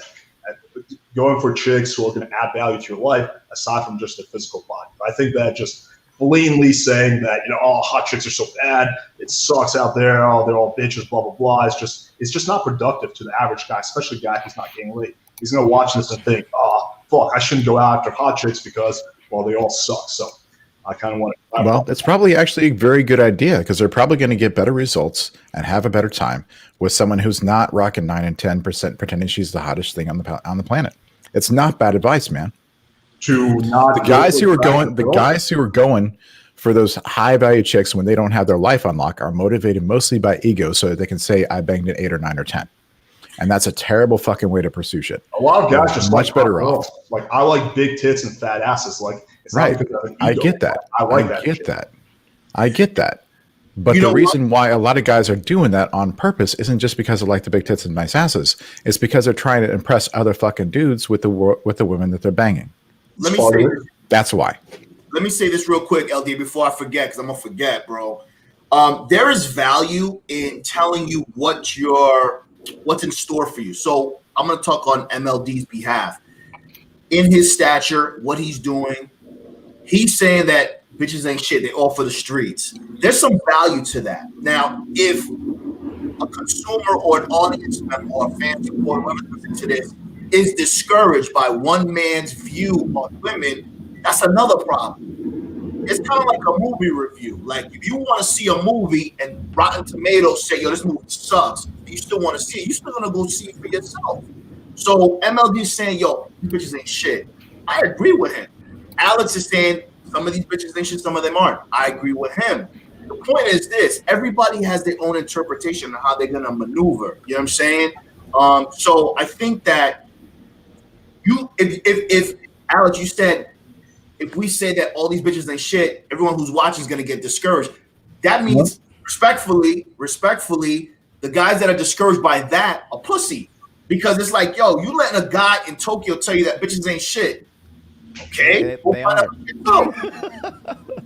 I mean, that's the unfortunate truth, bro. Like, most of the guys are pussies. Like, not even most guys in the space. Most guys in general. Yeah, no doubt. Well, sure, but we have a certain amount of responsibility, kind of, if we are going to have channels and a following, and some of us are coaching, we have a certain amount of responsibility to kind of guide them in the right direction. Sure. Not just fucking send them into the wall and have them fail.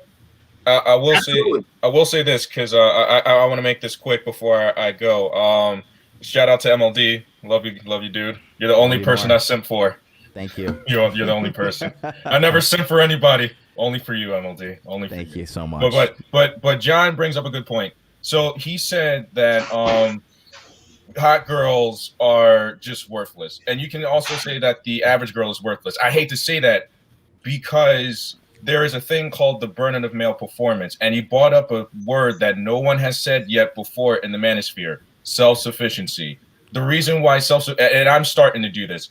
The guys that I have started to come like I made a video about laundry, just doing your laundry. Lots of guys had no idea how to do their own fucking laundry, and then it hit me. It hit me, man. I said, you know what? I'm gonna do basic videos about self-sufficiency, about taking care of yourself, because here is the thing at the end of the day. And I'm not a dating coach. I'm 25 years old. I'm not a dating coach. I used to work in AV. Now I'm working at an ice cream shop, and I have a podcast. But here's the thing. Guys here today think that women are going to take care of them like their mommy. You're not going to be taken care of by these women here in the Western Hemisphere. If you live in the United States, Canada, UK, I don't care wherever the fuck you are, they're not taking care of you at all.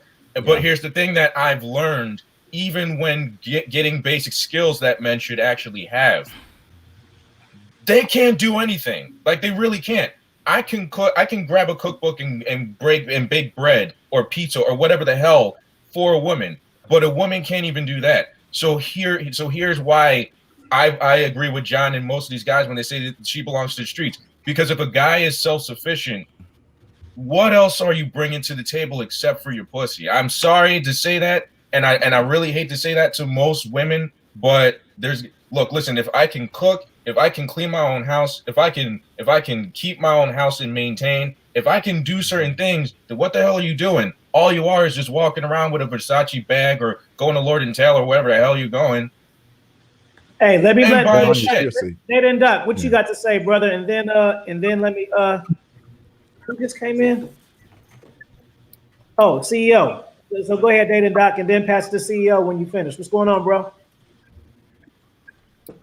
Hey, so real quick, we brought up the point about how everyone has their own different approach, right? I look at it as the analogy of like mixed martial arts, right? We all got our own little, one guy might be better at boxing versus wrestling, different maturity levels, different experience levels.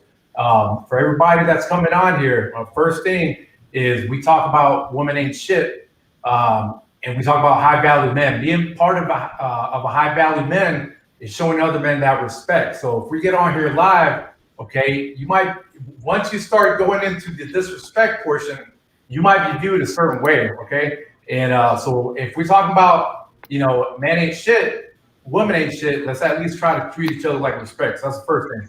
The second thing is how much we're focused we talk about, men go their own way or whatnot. We focus so much on women. It's crazy how you can attract more women the less you even think about them, the less they're even in your radar, the more they actually become in your radar. And I think we're almost like the gossiping ladies at the salon. We talk so much about women and, projecting all the, the ain't shit and whatnot. When I'm not worried about it, when I'm literally, I'm not going to go into detail what's over here on this wall, but a lot of it's military experience, business experience. This is stuff this is real life. This is not, beyond YouTube, beyond whatnot. Because I'm trying to leave a legacy. This is beyond the bullshit, decades from now. Yes. I'm thinking about the kind of father I'm going to be. I'm thinking about my investments. I'm thinking about stuff that's like way beyond the manosphere, right? Mansphere. Right. So, but sometimes I feel like we get so wrapped around that mentality that we're not even looking outside the bubble. And once we look outside the bubble, that's when the women start coming. We don't even have to think about it. But well yeah, we got to act like grown-ups, man. Fresh Prince CEO, what's going on, brother? Chris Von Erich. Fresh. A small donation to the quality of everyone on the podcast. You bring Fresh was good. The show. Thank you. What's going on? What's up, folks? You got that look on your face, bro. You got something to say. No, all man, over your face. I'm soaking up the game, man. Trying to you know what I'm saying, learn from the panel. It's pretty funny what I'm hearing, and some good stuff in there too. But so the topic is kind of like how are we handling hot chicks, basically? Is that the topic? It's more like we just came up with off the no Simpin Saturdays. Basically, it kind of went in the direction where simping, it's at an all-time high, and they want to figure out, what is the solution? Is there a solution to simping and trying to minimize it, in the dating field? Oh, facts. Yeah. Okay. So for the most part, some guys can't be helped because they don't want the help, so they're kind of doomed, right?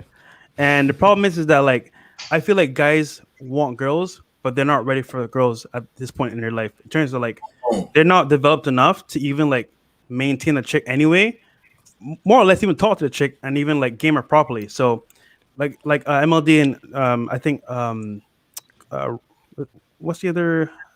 I think it was Ryan. He's talking about being the best version of yourself first, becoming a high value male. And the funny part is that when you do stuff like that and you focus on yourself, and I tell people all the time, right? I took 6 months off of dating, up to 1 year, right? Not dating any girls, focusing on myself, working on myself.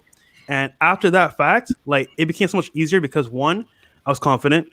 2, I have money in the bank, and then 3, I was able to just be that guy that knew myself, and then kind of go for girls that I actually wanted. So for me, it's kind of you know what I'm saying, work on myself first, get my money up, make sure I'm good, get my game up, and then from there, chicks that I want, it became a lot easier. And then social media came into play, and that's my bread and butter because it's super easy.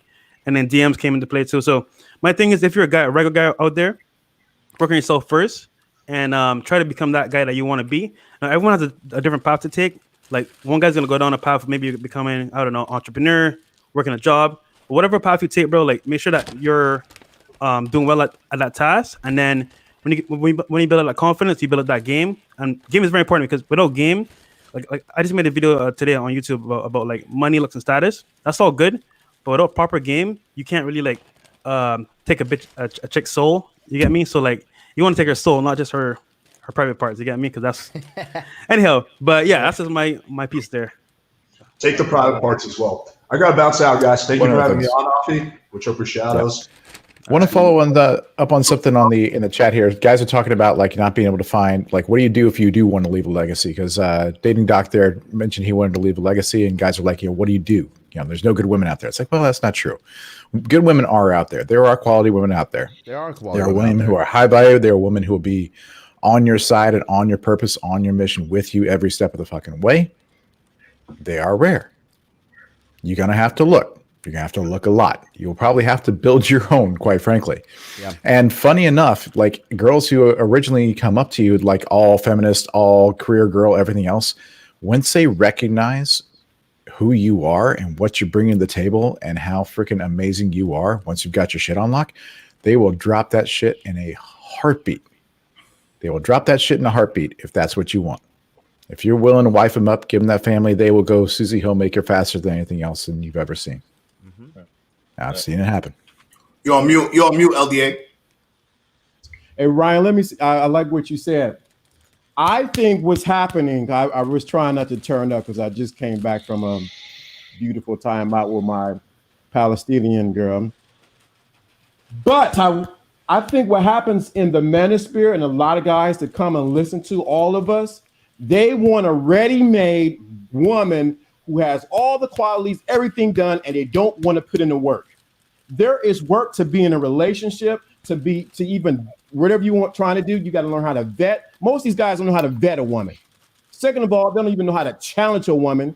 Second of all, they don't even know how to train. Third of all, they know how to train her. They don't even know where they're going. So they don't know where they're going. So you like Prince, the guy was saying, you need game and you need to be on your purpose. They need to be hand in hand. It's so sad. They want ready-made girls. That's why we have the analogy or the narrowness to say, well, there are no good women out there. I beg to differ. There are wonderful women out there, but you can't see them because you're blind by your own mindset. So facts. And so what happens, what you have to do now is wake up and say, what do I need to do? What am I projecting out there? What do I need to adjust? Second of all, do I have a list of what qualities I'm looking for? What my dude that was just on and just left, he said he like girls with big breasts and big booty. Okay, good. But what internal qualities does she have? Because that's going to last a couple months. Can you deal with her outside of the bedroom?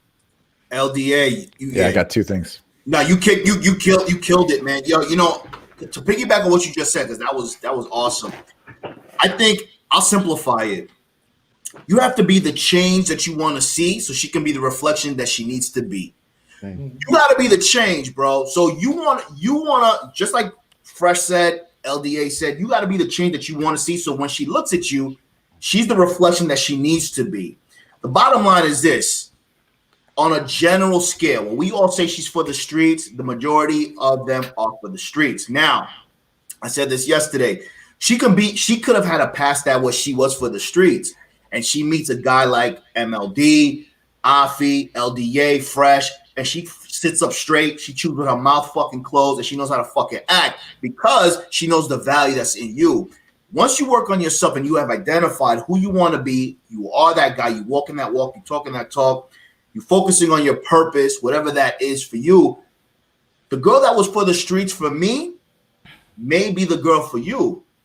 I've resuscitated and saved born again, broads that were for the streets and give them a new outlook on life. So the bottom line is you have to be in a position to set your own standards to identify what you want in a woman and lead her to that if it's worth your time to lead her. Because leading a bitch, it takes a lot of time out of your day. You know what I mean? So if you're busy, you got to build a bitch up, then that's on you. But you have to lead a broad to make her fit into your day-to-day. And that's it. Yeah, one quick thing. All I got to say is that you got to be very, very careful about the language that you use and the way you approach the world, right? Because what you look for, you will freaking find, right? I have an issue with guys who always say like they're all for the streets because fundamentally they're not. But if that's what you say, that's what you think, that's the way you approach the world, guess what? All you're going to find is women who aren't built for the streets, right? Mm-hmm. If you start there and you start looking for women who are showing signs of something more, if you start looking for women who respond to you as a man and your leadership instead of with resentment, but with respect. If you start looking for women who perk up when you walk in the room because you're a man on your purpose, those are the girls to start looking at, right? You walk in the room and you see women who are just doing nothing but just giving you shit because they think you're better than you. Cool. Checking them off your list. You got no more time for them. You're looking for the ones who do, right? So look for the shit you want in your life. And if all you're looking for is big tits and a nice ass, odds are you're just doing it to show off, or because you don't know what else to look for. Because there's a lot of guys who don't know how to recognize value outside of just what the physical body brings to the table. I want to clarify my previous point real quick because that guy that guy was real dumb. He misinterpreted what I was saying, quite frankly, and then branded it as something else. What I'm trying to say, I'm not saying that some guys in the chat are crying saying this guy hates women and stuff like that. And I have nothing but bad experiences with women. No, you guys, it's in one ear and out the other. What I'm trying to say is this. Okay. that if you date a lot of girls, okay, I have been on over 500 dates. That's not a brag. This is just objective data. And a common theme I have noticed globally, okay, is that hot girls, if I'm going to be very honest with you, they are usually two things: vapid and or insufferable, okay?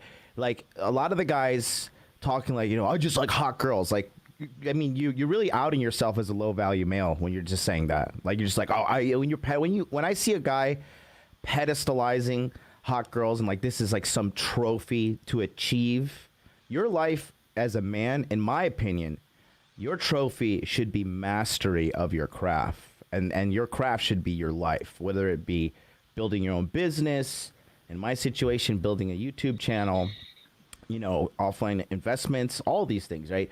You should be focusing on mastery. When I hear a guy just like, just lapping at a woman like a dog who's when you're eating some food and your dog just sits there and he has his mouth open, he's like, oh my God, if he just drops a little piece of food, I'm like, oh my God, it smells great. Like that's what you look like to me when you're pedestalizing a hot girl. Okay.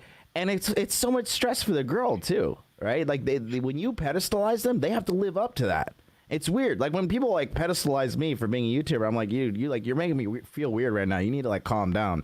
You know what I mean? So I'm not trying to say that like, like all these bitches belong to the streets, blah, blah, blah. But what I am saying in relation to that is this: if you're a high value man and you make $250,000 a year, okay, which is very easy to do in 2020. It's very easy to do. It's not hard. If you think it's hard, your mindset's off. There's something wrong up here. Okay. If you make $250,000 a year, very easy to do. All right.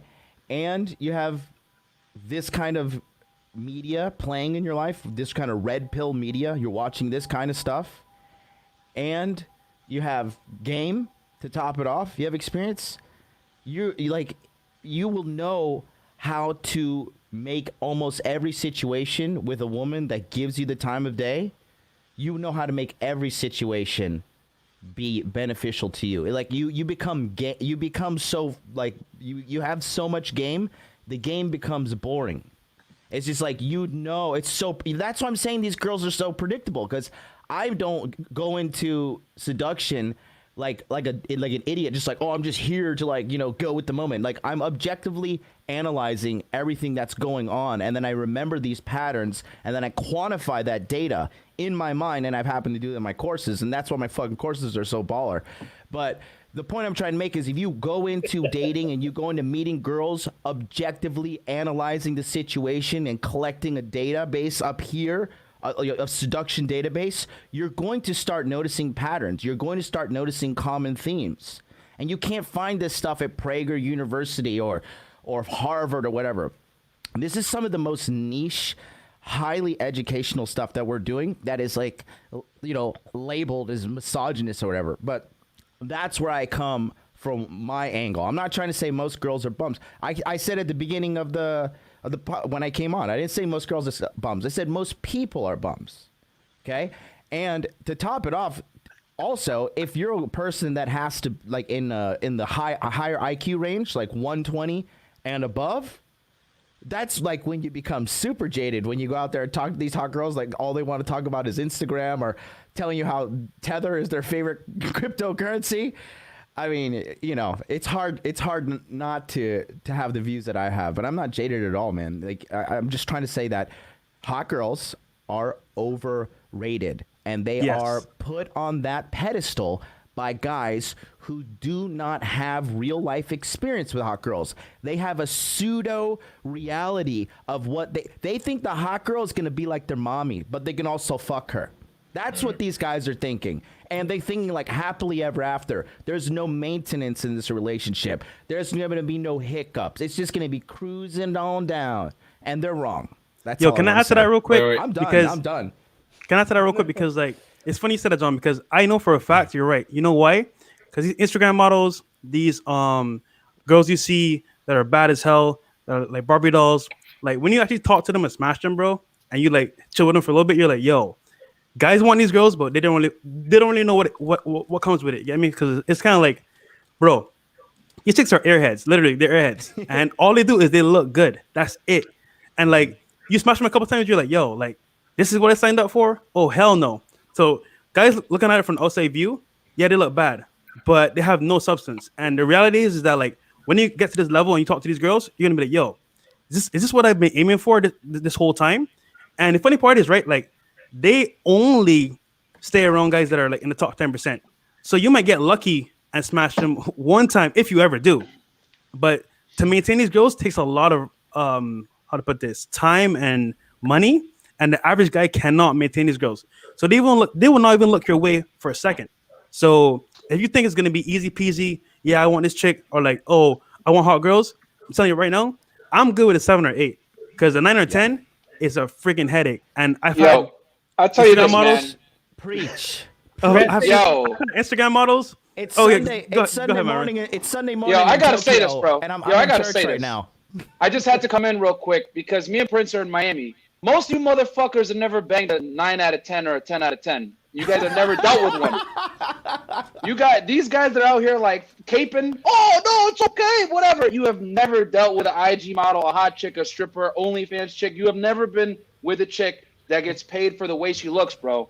When you deal with a chick like that, you're gonna understand what we're talking about. A lot of you motherfuckers don't know shit. So I just had to come in here and like, yo, John, he knows what he's talking about. Prince knows what he's talking about. We're in Miami. We're in the most competitive city. Bad chicks everywhere. A lot of you guys talking this shit have never fucked a hot chick, bro. That's all I got to say. Out here caping. The fuck out of here, man. I'm watching this stream and I'm just pissed, bro. I'm just like literally watching this shit. I'm like, bro, these guys talking like, yo, have you guys ever dealt with a 9 or a 10? Like, bro, like, yo, they have never, hot girls. The most attractive hot girls have never really had to deal with adversity, man. Like, you don't understand, like, life is on a silver platter for a lot of these women, bro. You got sugar daddies out here paying them thousands of dollars for sex, bro. You guys know nothing. Like, you know nothing, bro. There's a reason I say ejaculate and evacuate. Not ejaculate and, like, stroll away. Like, evacuate. Get the fuck out. Like, it's bad for you. It's not good. I'm gonna say this, man. Bro, she belongs to the streets until proven otherwise. Fuck what anyone says, bro. That's what I think. She belongs to the streets unless she proves to you otherwise. You know what I'm saying? And Prince, he's my witness, bro. Like, we're out here in Miami scheming, dude. And we literally are dealing with the hottest girls. Like, you know what I'm saying? Like, yeah, Prince is showing receipts right now. That shit gets banged by rappers only. That's the type of girls we deal with, guys. That's why I'm telling you, it belongs to the streets, bro. I will say this before I go. So shout out to Myron. I saw you on a one-on-one with Donovan Sharp. That was fire, Thank you, man. Thank you. No problem, man. You see, the thing about it is this, man, and these young guys are playing victim to this. Like, all right, she's for the streets. I get that. All right, I can say that. But here's the thing that I do. I let a woman talk before I even consider her to say the following words in my mind. She's for the streets. I never say that out of my mouth. The thing about it is that I let her talk before I even go to the factor if she's for the streets. And honestly, on certain things, like Myron can say that because he has the experience. MLD can say that because he has the experience. CEO can say that because he has the experience. All these guys, look, I'm 25. All these guys up here are much more higher level than I am. I'm just sitting here listening to this shit. The thing about it is that you gotta be humble enough to say, you know what? Am I shit too? Because the thing about it is this here. A lot of you guys who say women are for the streets are the same guys who jerk off to the fact that you can't get these fucking bitches either. Like, here's the thing. And most of you guys can't even wash your own fucking ass. Like, I'm gonna be honest with you. I'm gonna keep it a buck. Most of you can't wash your own fucking ass. Most of you, like 24, 25, 26, can't even wash your own ass, let alone get out of your fucking parents' house. I know I'm saying that shit, but at least I'm a guy in his parents' house that's on a panel with guys that actually know what they're fucking talking about, and I'm getting the knowledge and I'm actually applying it. But also, here's another thing. A lot of you guys aren't self-sufficient, period. A lot of 24, 25-year-olds don't even have the basics. They don't even know how to use a fucking measuring cup. Like, here's the thing, man. Like, if you're not self-sufficient, if you're not on your task every day, if you don't have a schedule to do, if you're not on any of this shit, I don't want to hear out of your own mouth, she is for the streets. Because I'm gonna say something to you. You ain't shit either. And I'm gonna end out with this. Yes. Man, I gotta say, Red may not be on our level quite yet, but he's definitely on his way there. Like guys like this who are 100% like after it, who recognize that they're not where they need to be right now and doing everything they need to get there. Women who are smart are going to snatch your ass up now because you get a couple years down the road and they won't be able to fucking touch I you. want to say real quick because I was in the comments and that's why I came on. Like, yo, this Millie girl, whatever her name is, bro, you're for the streets too, man. Like, she was out here talking smack about John. This guy in the Versace robe, women hurt him. Like, yo, it kills me how like girls want to sit here and try to like dictate. We can let Millie herself. She can. She could. And let me tell you something real quick, Millie. You don't know shit. She could come on because she's not busy with her man, right? She got no man, right? Yo, I just had to say this because I saw some people caping in the chat for her, bro. Millie, you date a 10 out of 10 and then come back and talk to me. You date a 10 out of 10 chick. You've never dated one, so how are you gonna talk? That's why I hate when chicks try to like weigh in, like, who hurt you? All this shit. Have you dealt with a woman before? Fuck out of here, bro. Like, yo, like these girls, like, you have never dated a woman as a man. So how the fuck can you speak about what we're dealing with as men? Saying, oh, you're hurt or whatever. It's not hurt. It's just that we're aware. It is what it is. You've never dated a dime as a guy, so you can't talk. You know what I'm saying? I don't tell you how to suck dick, do I? All right, then. Shut the fuck up. Like, yo. But I just want to know, right? How many guys are actually dating hot girls right now in this market? I just want to know, like, put a one in the chat. Because if you are, you know what's up. If you're not doing it right now, then you can't really, like, talk about hot girls. Like, just work on yourself, bro. Every guy I know that deals with bad chicks says the same shit, bro. So it's obviously there's a uniform going. There's like some kind of uniformity with dealing with like top tier chicks from a look standpoint, man. So like when I hear people saying all this cape and stuff, I know off rip, like, bro, you're not dealing with baddies. You're not dealing with women that get paid for the way they look, bro. Hey, Byron, I'm gonna tell you this. Yeah. You might not. Millie kind of crazy, bro. She has some heat for you if she don't think it's gonna be an easy one if she beam up. I'm just tell you. Yeah, that's fine. That's fine. Honestly, I just want to come in, bro. I'm about to get off right now. I'm about to go to sleep. Be easy work. I'm just telling you. She'd been on here. I know who that is. It might not be easy work. Yeah, nah. I mean, bro, it's whatever, bro. I don't argue with women, man. I just like my thing is I'm about to go to sleep. I just want to come in and say my piece, whatever, because I saw everybody, you know, talking smack about like, oh, like MLD is hurt or some shit, and I was like, bro, like it's not hurt, man. It comes from experience. It's like knowing how to maneuver in the marketplace, and it's like when you deal with a certain demographic of woman consistently, you start to see trends, man, and it's universal. He's in Tokyo, we're in Miami. I've been to LA, I've been to New York. I've seen the most attractive women. I've dealt with them, and there's just universal traits that a lot of them have, and it is what it is. And the thing is that when you deal with the most attractive women, they've lived their life in a certain way that they're not gonna. Yo, I'm gonna keep it 100. The hottest girls don't respect the average guy. They don't even see 99% of men. They don't even see them. They don't. We're gonna keep 100. They don't acknowledge their existence. Facts, bro. I went on a date. I flew this girl out with me the other day. Let me tell you something, okay? Because I guess this Alex guy that was on before. This guy doesn't know what the fuck he's talking about. He does not deal with hot babes. Facts. I dealt with this girl, right? And I flew her out with me to this remote island, right? Because there's population 50,000, and I didn't feel like sourcing girls locally, so I just brought some hot with me. And I'm high level dude problem. I'm gonna write off her ticket as a tax expense because I need expense stuff for the business. Oh baby! That's most of the guys like, what does that even mean, right? But when I was talking to her, she's like, so what do you do? How do you how are you so successful and everything? I was like, well, I do, men's consulting. And then, we were together, on the island for like 5 days. So it got to the point where, the questions started to get deeper. And then she was like, what's an MGTOW? Because she was looking at my video, right? And she's like, what's a MGTOW? I was like, well, it's these guys who like have sworn off women because they think like women are unfair and the system's unfair. And like they just prefer having sex with dolls and doing their own thing. And she said to me, these kind of guys exist. That's how fucking low level the average dude is. When those guys decide to go MGTOW, these girls don't even know, they don't even acknowledge the existence, is what I'm trying to say here. And what Myron said is right. It's 100% true. They like our culture. This is why China's gonna win, right? Let me tell you guys, because I'm in Asia. America is going to crash and burn. I'm going to be right, okay? And China acknowledges factual reality. Men are valuable. Men are the leaders and builders and creators of society, period. Period. Show me a matriarchal society. There's one in Africa and they're still living in bamboo fucking huts. Okay? So now, in our culture here in America, the only thing they do, like America just praises women just for existing. Like, oh my God, you're a girl. Wow. You go, girl. Look at you. You are a woman. Like, you have done it.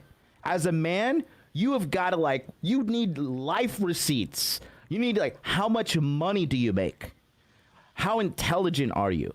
What are you contributing to society? What are you doing for your community? Do other men respect you? Do you have a tribe? Think about that. Men have to create and vet and everything with their own tribe. Women just show up to a tribe and like try to fit in. That's what I'm trying to say. Facts. Hey, we got Millie on the panel. Okay. You know what, Millie? I'm here. I'm here. Green because I didn't even know. First of all, let me address this guy. Can you I turn don't on know your you. camera? Turn on your camera. What is your name? I don't need to turn on my camera. I don't have to prove anything to you. So first of all, I want to know why you come for me because I don't even know who the fuck are you. So I give my opinion to this guy. Do you have a man? Millie, do you have a man? Yes, I have a man, and it's none of your business. How long have you been with him? It's none of your business. I don't need to answer to that. But let me answer to your let me answer to your stupid shit you just said live. You're getting a little emotional. I think somebody hurt you. Let me talk. Why you talking for me? You were talking. I was listening. Y'all all came for me, and I was listening to all of y'all. So now let me speak. So you came with a negative vibe. You even said you was drinking that night, whatever, and you came and start calling all women are bums, all women are shit. So as a woman, yes, that's what you said. I said that's all, what you said. I said because listen. You can't get angry at fake facts. I'm talking. Yeah, you're making no sense though. Everybody in the audience is just watching you, and why are you talking over me? Why are you talking over me? Because you're saying things that are not real. No, you came. All you right, came with a negative vibe. You call all women bums. I have a problem with that because you mentioned about women that you used to seeking like sugar babies. That's the type of women that you seek for. So when you came on that live, hey, is your husband seeking a sandwich right now? Because you're talking too much, man. Yapping. I think your boyfriend is seeking a sandwich right now, man. Oh man. I can't hear you. I can't hear you. Hey, I said your boyfriend's probably seeking a sandwich right now, so you should get off StreamYard and make one for him. Yeah, sounds stupid. I don't know why you're here, bro. Men are talking. Men are talking. Why are you here? I'm here. Why are you here? One person at a time. Go ahead, Millie. I'm invited. I'm here because I'm invited. And you with you drinking your water, whatever, you come for me. Let me tell you something. If I was belonging to the street, let me tell you something. Your daddy said maybe I'm fucking your daddy.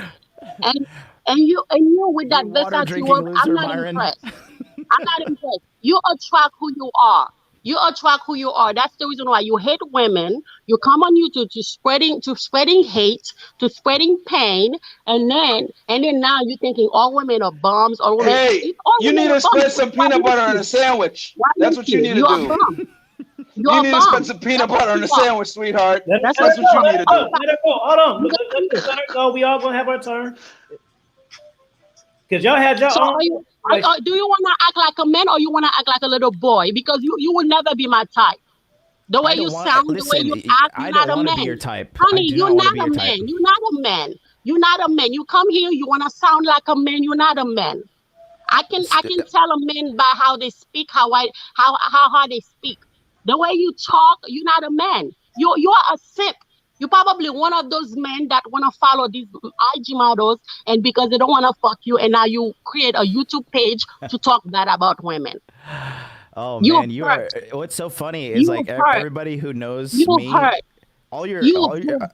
That's what you are. You hurt. Are You're you a done? bum. You Are you attract done? bums, and now you sound like all women this, all women that, all women this, all Okay, women that. What about you? Because you only sound who you are. You so only attract who you are. let's Who be are objective you? here. Let me ask you. Who are you? Who are you? Who Let me are ask you? you. Let me ask you some I don't questions, know you. Millie. I don't know you. I don't know you. Millie, Who are you? If you don't know him, then why are you throwing so much And shit these his way? men in the bottom wanna come for me. Who are you? I Acting like a bunch of little monkeys. If you Wanna don't know wanna him, wanna then wanna why are drop. you talking so much shit about him? Afi obviously brought him on. Look, Afi obviously brought him on here for a reason. Afi already knows this guy. Afi already thinks this guy has his shit together. So if you don't know him, cool, fair enough, right? But why are you talking so much shit about him if you don't know him? Because she's just a typical woman, emotionally rubbing her mouth. That's it. No. It's not a typical woman. If I was a Okay, woman, so bro, why are you talking so much shit about somebody you don't know? You got emotional because and he you're talk running your about mouth. all women. He Go came. ahead, He Ryan. came Just and bust the talking. nasty. If Go I ahead. came, Look, of course you can, dude. shit. Millie, If give me I a second, all right? came, Millie, I give me a think second. all Millie, men are give me a shit. second. That wouldn't Millie, sound right, right? no, absolutely. We hear that shit all the time because here's the thing. Everybody will talk in generalities. And yes, it was a generality in itself because those things are useful. Because it's a great way to walk in the door with that assumption because most people are going to be that way. So you prepare yourself for the average. If most people are freaking bums, you say all people are bums and let the people who are not prove themselves, right? Just like women will say all men are pigs all fucking day long, which is why guys like John, who have been in the trenches, like guys like Myron and Fresh Prince CEO over there, who have been in the trenches and deal with this crap all the time, will say all women for the streets. Now me, I've had better experiences, but I'm also not in fucking Barracudaville going after like top tier IG girls and women like that. That's not the game I play. So I have a little bit of a different experience. I'm walking in the door with a different perspective. All right. But don't sit there and start shit about people that you don't fucking know. Just like running your mouth for no reason. That's Honestly, thing right.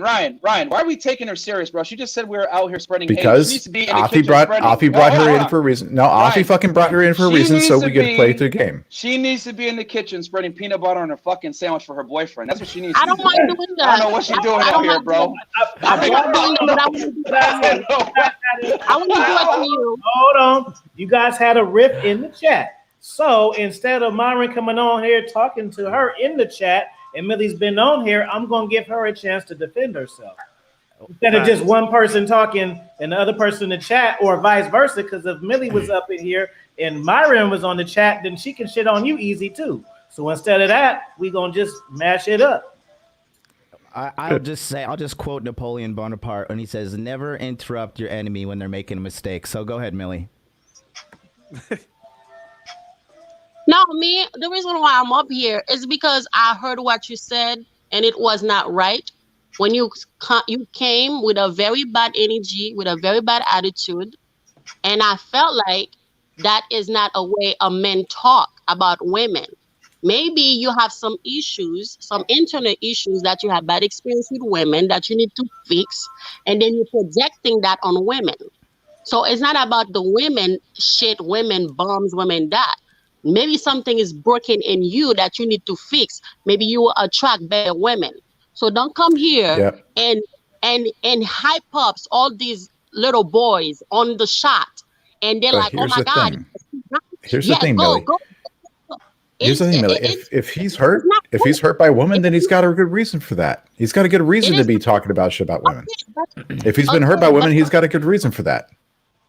Okay, but I'm giving my opinion. I'm giving that like you talk, and I'm giving my opinion because I'm not a bum. I'm not a shit. So as a woman, when I heard that, I'm like, what the heck is this? You talk a lot about self-esteem and stuff, and people, people who have such a visceral reaction to comments like that. I was in the shot. I was in the shop giving that my means there's a little opinion, bit of and then truth in you there. guys said I belong to the street. That's the reason why I No, you thought. belong to the And then- kitchen. Go make a sandwich, man. Jesus Christ. Oh man. Let me tell you, I love to cook. Okay, I'm Haitian. I Good. love So to get in the cook. That's kitchen, my thing. make your That's my boyfriend something instead of arguing with a bunch of dudes on the internet. Like, yo, It's not an insult. It's not an insult. Okay, Millie, here, let me Cooking just is my let me. thing. Millie, you're a very bad listener, and at the beginning, I didn't say that all women are shit. I said most people. Most people are. Do you know what a bell curve is, Millie? Yeah, I'm listening. What did you say? Do you know not what a bell peppers, bell curve, not bell peppers on a sandwich. Do you know what a bell curve is? No, I'm listening. Can you explain to me what is it? Okay, no, that's all I needed to know. Mm-hmm. I'm good, Afi.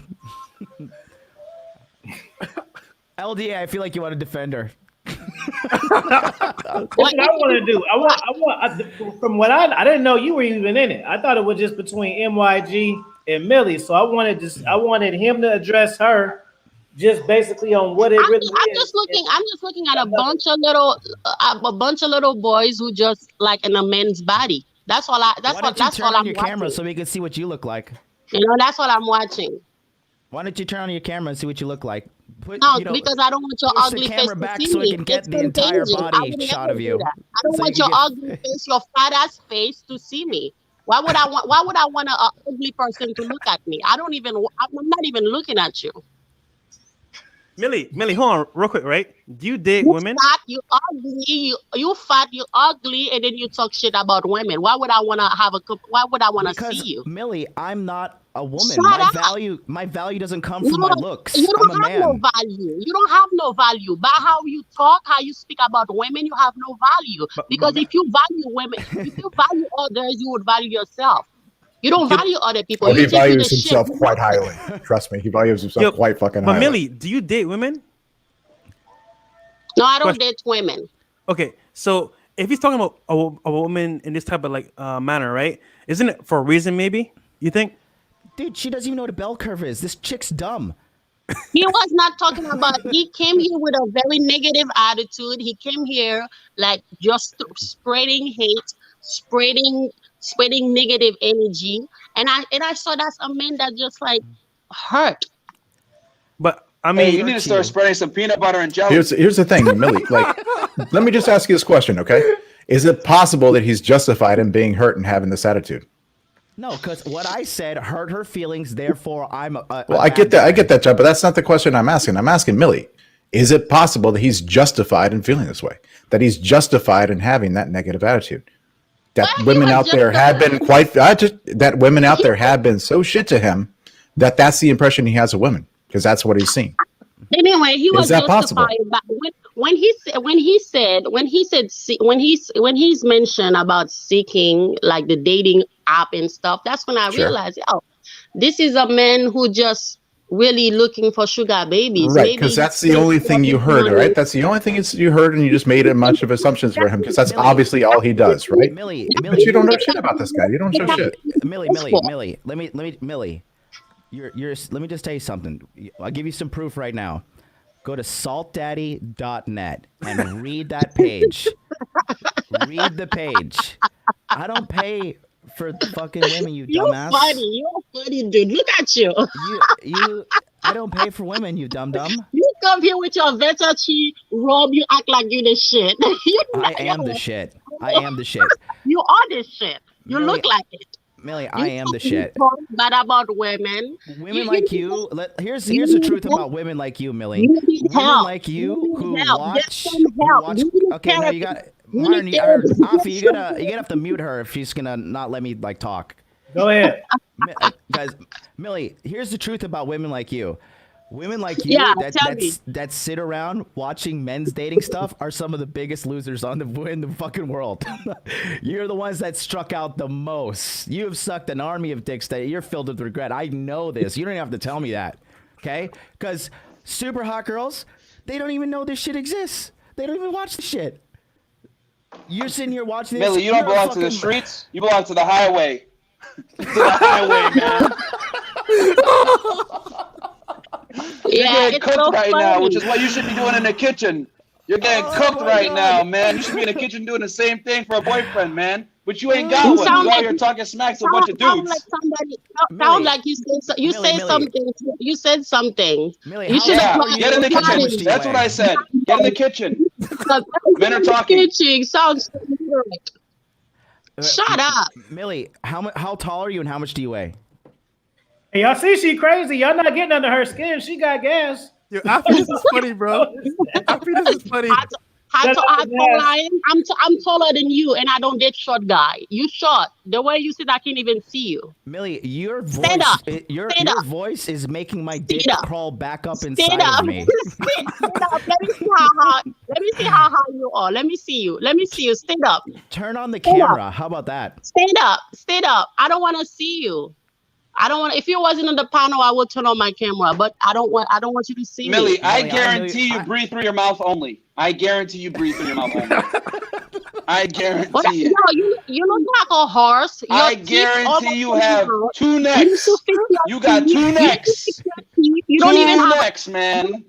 You look like a horse. You don't have to talk to me. I don't even know you. Who are you? I can hear you breathing through your mouth right now. I can hear it. Offie. This woman has devolved this entire show into a Jerry Springer nonsense. Like, no, there's no value in this other than primitive emotions right now. And No. she dragged it into the ground. Your man, the immature boy who was talking came for me, started saying that I came from the street. Right, That's the one calling everybody names on the panel is immature. Yeah, the immature boy, that little boy right there, act like he's a grown-ass man. That little boy, come for me. Millie, I stand corrected. You do not belong to the streets. You belong to the highway. You belong to the highway. Little boy, shut up. Shut up, simp. Shut up, little boy. Actually, you know what? You belong to a Subway restaurant. All y'all gotta do is that's how you Shut do up, it. little boy. Okay, let me hold on. Stop. Enough. Enough. This is a classic example where we all need to realize what's really going on. I sit here and watch. I'm not defending anyone. What we need to do is learn from this situation and move forward.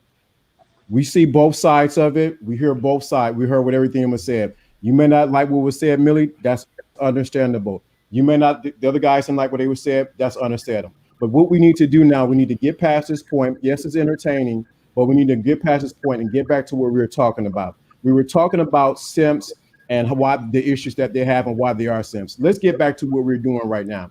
We don't need to talk about anything else. We're past that point. We are mature men going into a distinct direction. We're here to serve the people who are listening. Yes, it's entertaining, but we're here to serve them. They need to get out of this cycle that they're in. We have enough information from the content creators on here to save one guy's life, multiple men's life. It's time to let's get past this. Millie, I appreciate you coming up, but this is a man's panel, and I know Alfie brought you up here because he wanted you to address the situation. But let's move past this point. I appreciate you coming up, and everything that was said.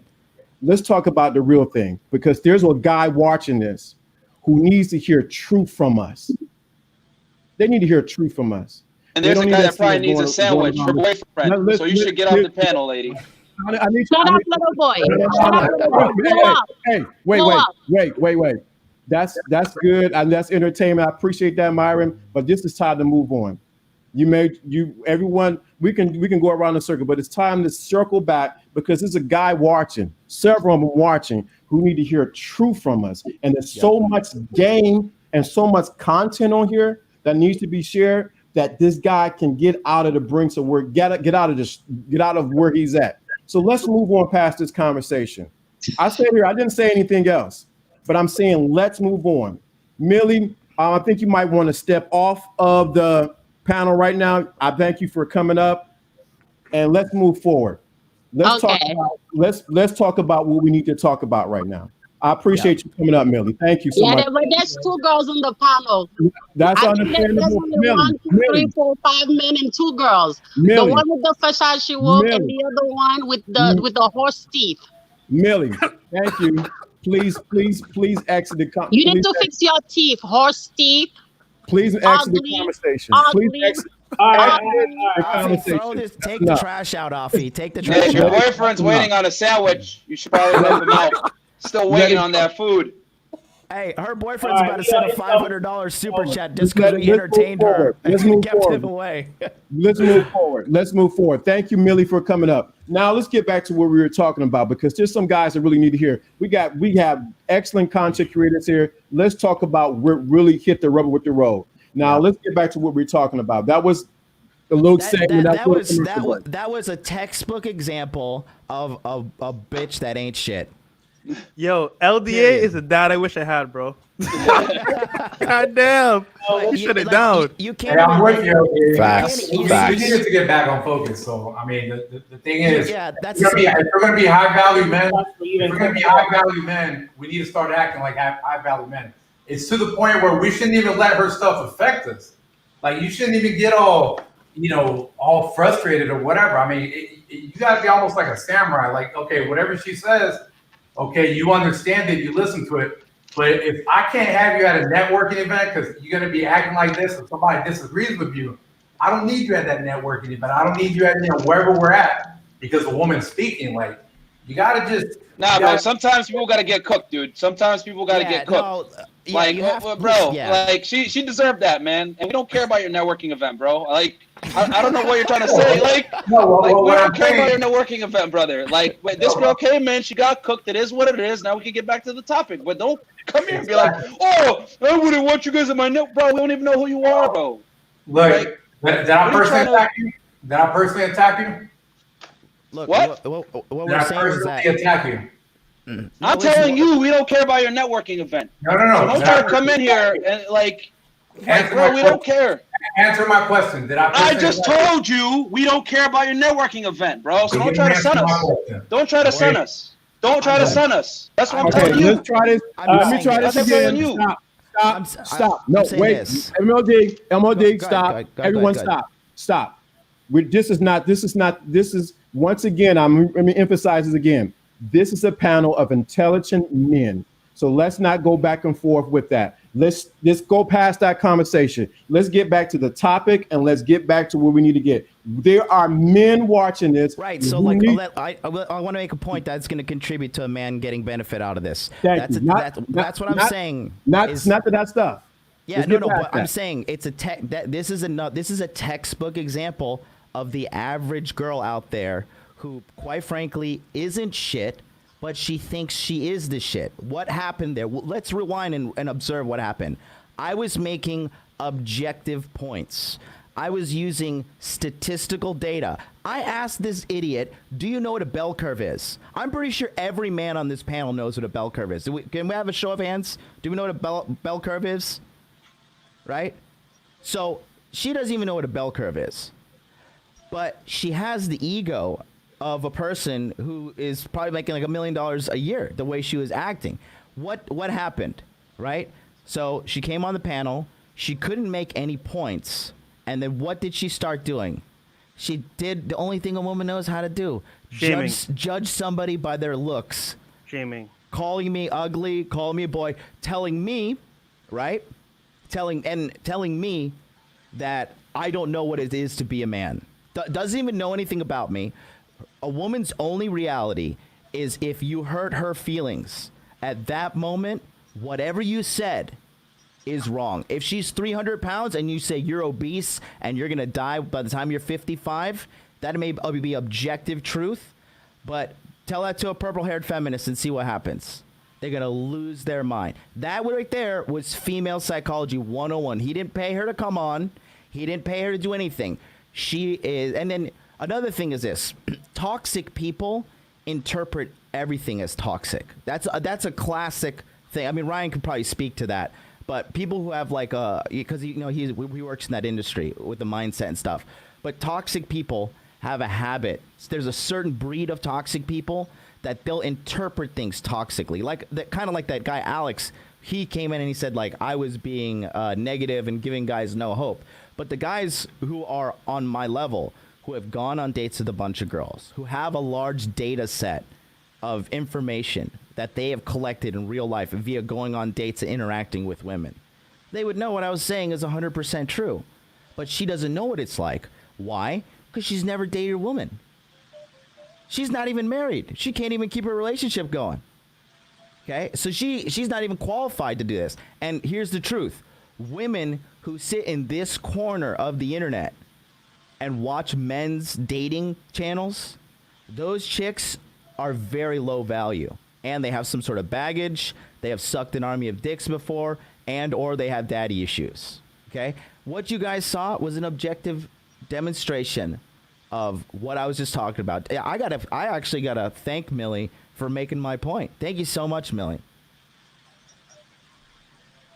Yeah, no, I agree. When it got to her talking about you, that's when, you know what I mean? Like, that's when all cuts were off. So, and that's the way I am. If somebody goes into personal attack, then yeah, I mean, you did what you're supposed to.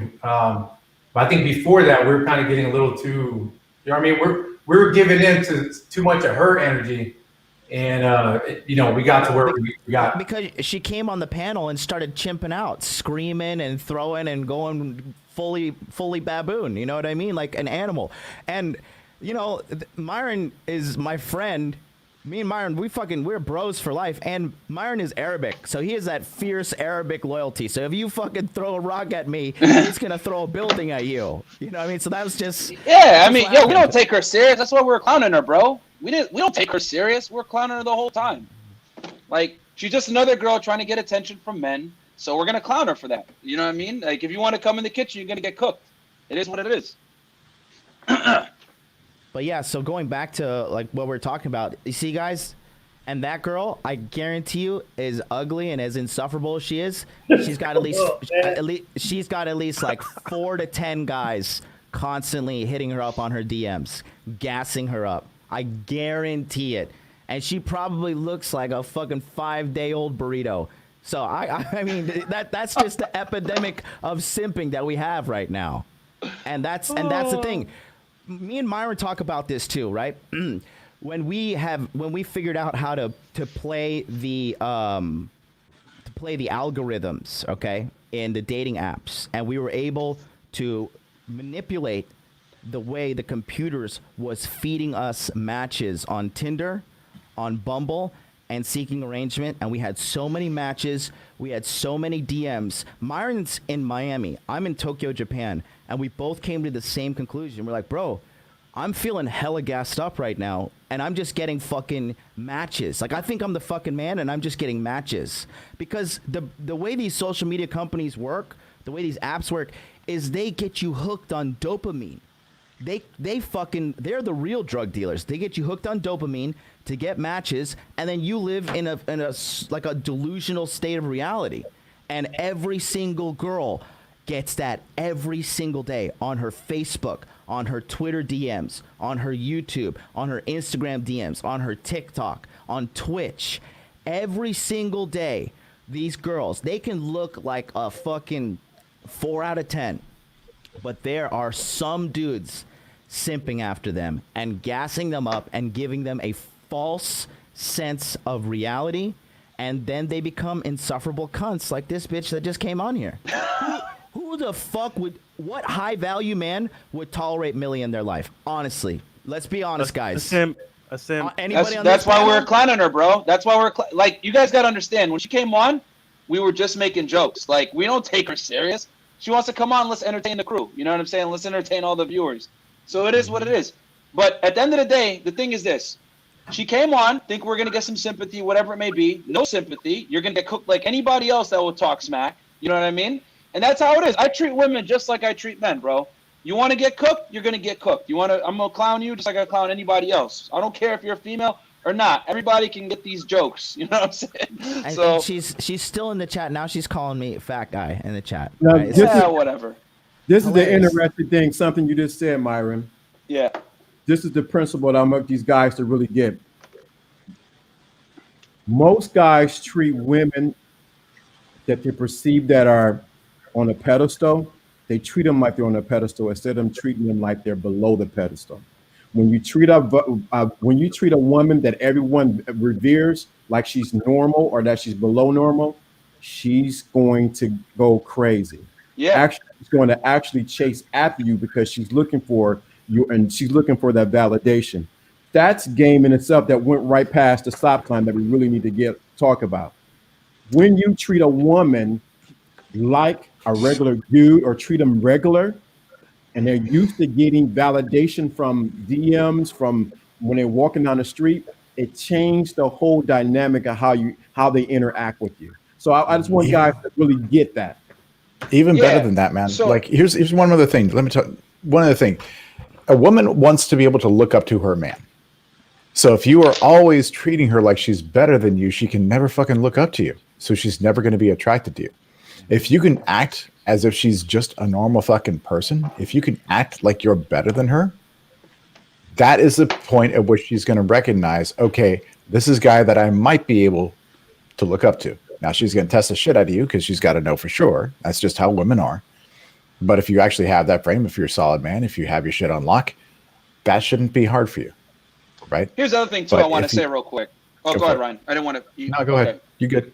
Here's the other thing, man. So as you guys know, me and Prince are here in Miami, Florida. Miami is one of the hardest marketplaces to get women. That's just how it is. And some of you guys in here are saying, Myron is lit. He's off the liquor. Guys, I'm 100% sober. I cook anybody like this. So that's what it is. But the point I'm trying to make is this. You know what I mean? I cook like this. This is how I am all the time, guys. 100% sober. But the thing is this, guys. The thing I want you guys to internalize, which you can take away from this interaction that we had here. You don't treat anyone differently, regardless of their gender. You know what I'm saying?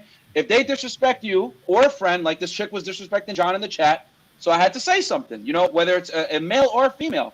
And the thing is that if you treat women and you give them preferential treatment, they're gonna automatically think they're better than you. And when they think that they're better than you, they can therefore not respect you. When they don't respect you, they're not gonna take you seriously as a romantic partner. You see how it's like a whole circle of.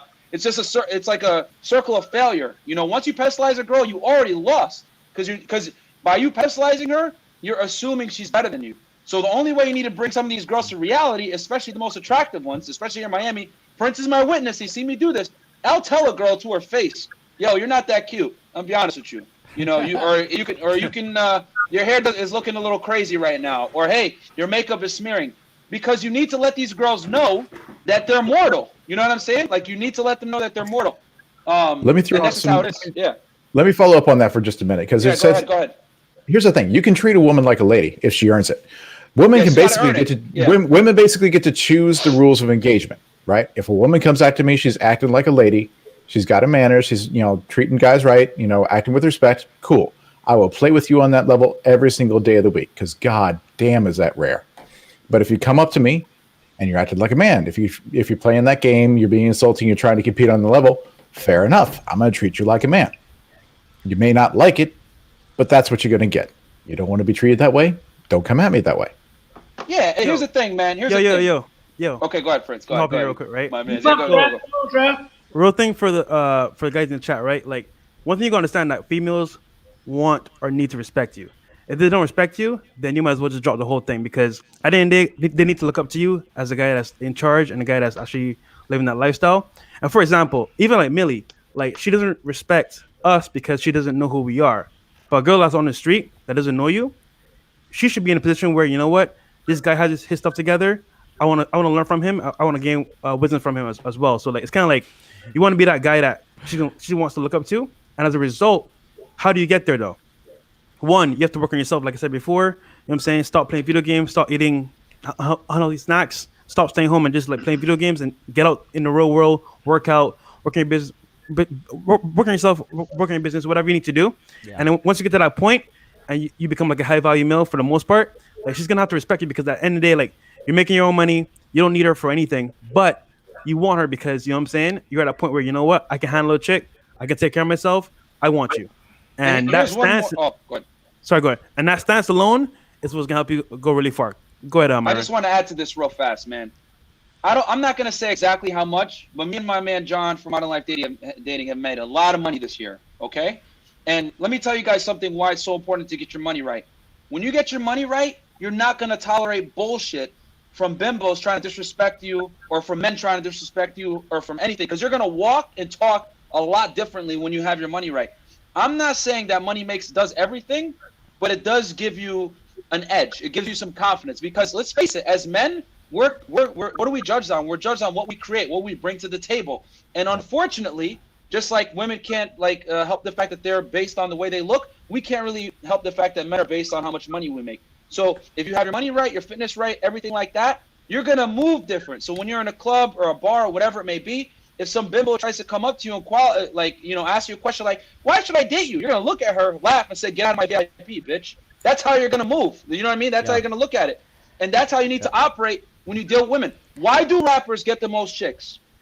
Why do celebrities get the most chicks? Why do guys that treat women terribly get the most chicks? You want to know why? Because they inherently know in the back of their mind, I am better than this girl on a socioeconomic status, therefore I will not tolerate bullshit. And guess what happens when you act like that?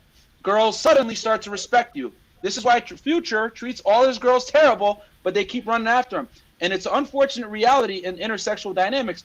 But a woman must look up to you and defer to your authority. How's she going to do that? By knowing intrinsically that you are superior to her from a financial standpoint, a physicality standpoint, everything like that. So the reason why we were clowning Millie just now is because we all know we make way more money than her. So we don't care what she's got to say. We're going to laugh and say, go give your boyfriend a sandwich and give the crowd some entertainment. So, it is what it is. But all jokes aside, it speaks more to why it's so important to build yourself as a man, because you're just not going to tolerate BS from anybody. And when you act like that, it's going to make you more attractive. Thank you for saying that, because I wanted to make sure. I'm glad you said that, Mario, because I wanted to make sure, even in the midst of that this is a teachable moment for everyone, mainly the guys in the chat room, that it's a teachable moment. And sometimes in the midst of the laughing, we miss the teachable moment that can get them to the next level. What you said right there is right on the money. Of course, you're talking about the money, but it's right on the money. This was a teachable moment. This was a live example on what takes place actually in the streets on your interaction with women. So it was a teachable moment. So thank you for bringing that out right there. Yeah, and then thanks, again, I want to talk about the because I hear a lot of guys saying this too about money, right? As a man, money's your scorecard. Facts. And that's that. And economically speaking, the economy doesn't lie to men. It lies to women all the time, because women can go on WIC. Women can get food stamps. Men can get food stamps too, but they can go on WIC. They can get child support. They can get alimony, right? And they just live life for free, spending and just ruining a lot of shit, quite frankly, in America. But and quite frankly, man, like. But what I was trying to say is this is why because I am. I guess you call me. I am a dating coach, but I'm slowly starting to realize I'm actually becoming like a men's life coach, because the three pillars of male success are money, muscles, and game. How much money you make? Are you physically strong? Who you fucking? That's what men judge other men based upon. That's it. Every man listening right now, you cannot deny that.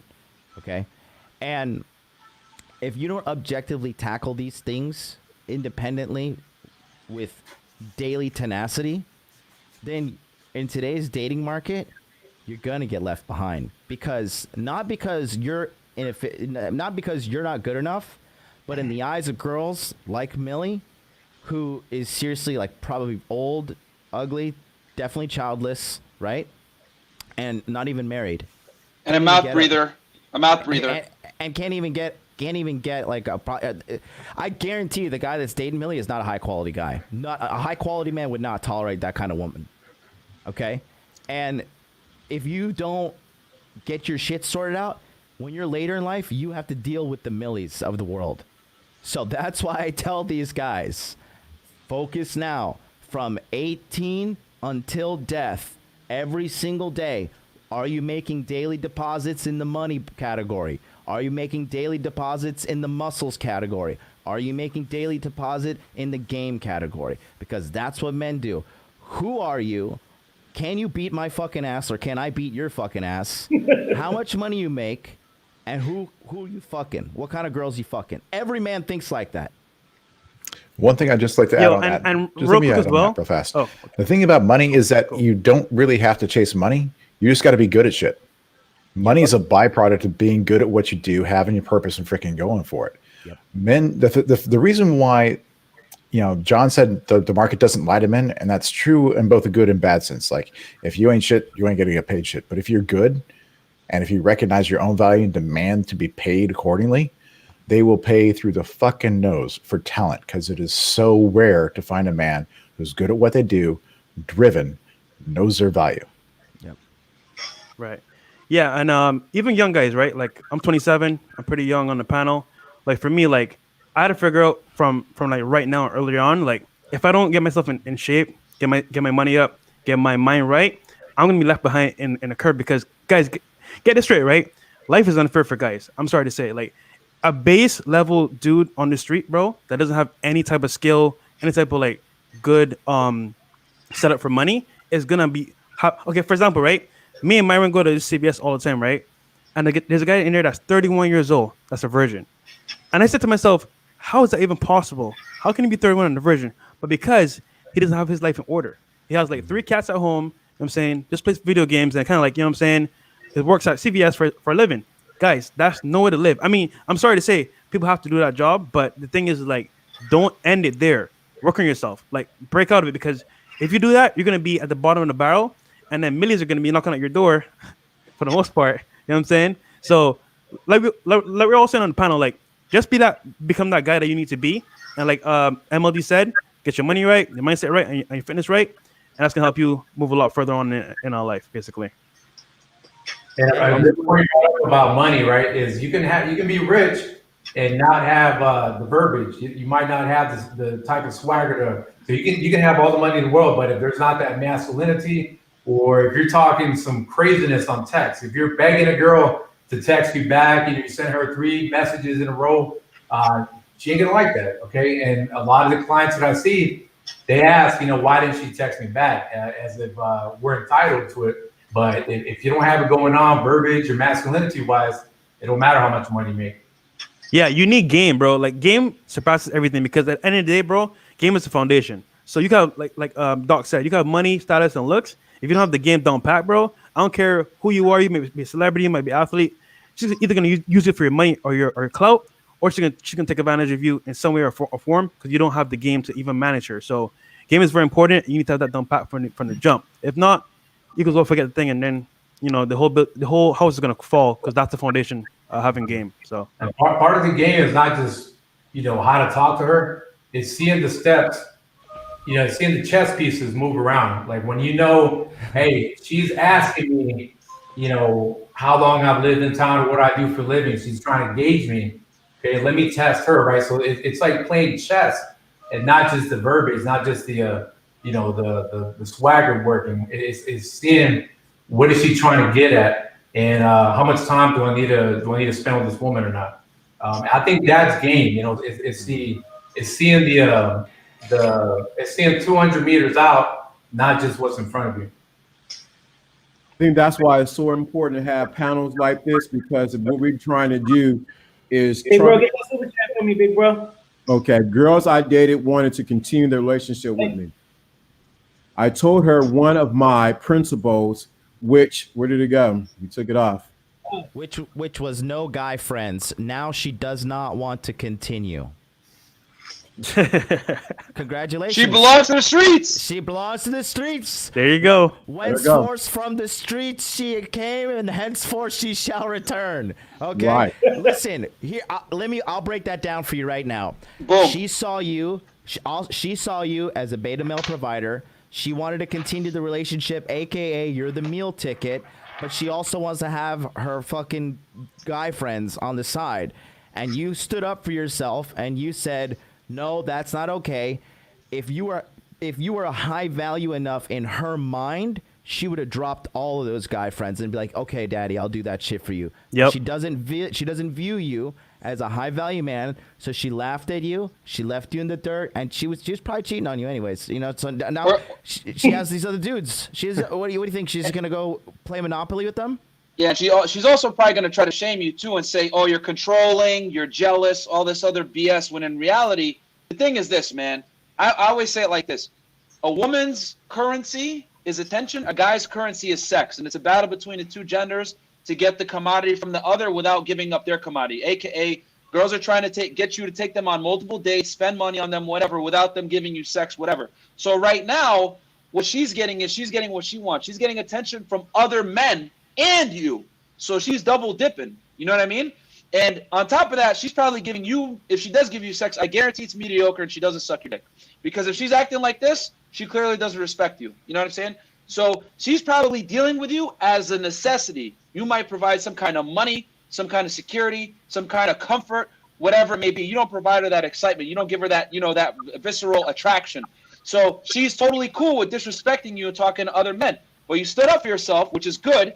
And you told her, yo, I'm not tolerating that shit. And then, unfortunately, you're not high value enough to her where she's gonna concede and give up that free attention. Because, like I said, women live and die by attention. There's a reason why over 56% of Instagram users are women. Okay, you look at social media usage; it's predominantly dominated by women. You know what I'm saying? So you got to understand that that's a woman's that's her crack. And if she doesn't give it up for you, she never liked you in the first place.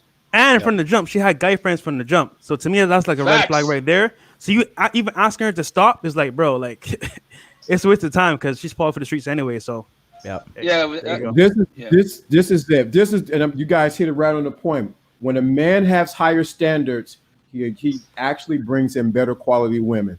So when your standards, either she's going to go into your world or she's going to exit, and you have to be okay when a woman being like a coat and changing it like you change with the seasons. You have to be okay with that. That's just the true abundance mindset that everyone talks about. That elusive abundance mindset. Oh, you don't want to get along?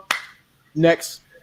I'm in abundance. You do not matter to me that much because you are at the top of the apex. That's where it comes down to. Yo, Dwayne, I'm from Barbados, bro. I'm not from Guyana or Trinidad, but shout out to the Caribbean boys out there. Boom.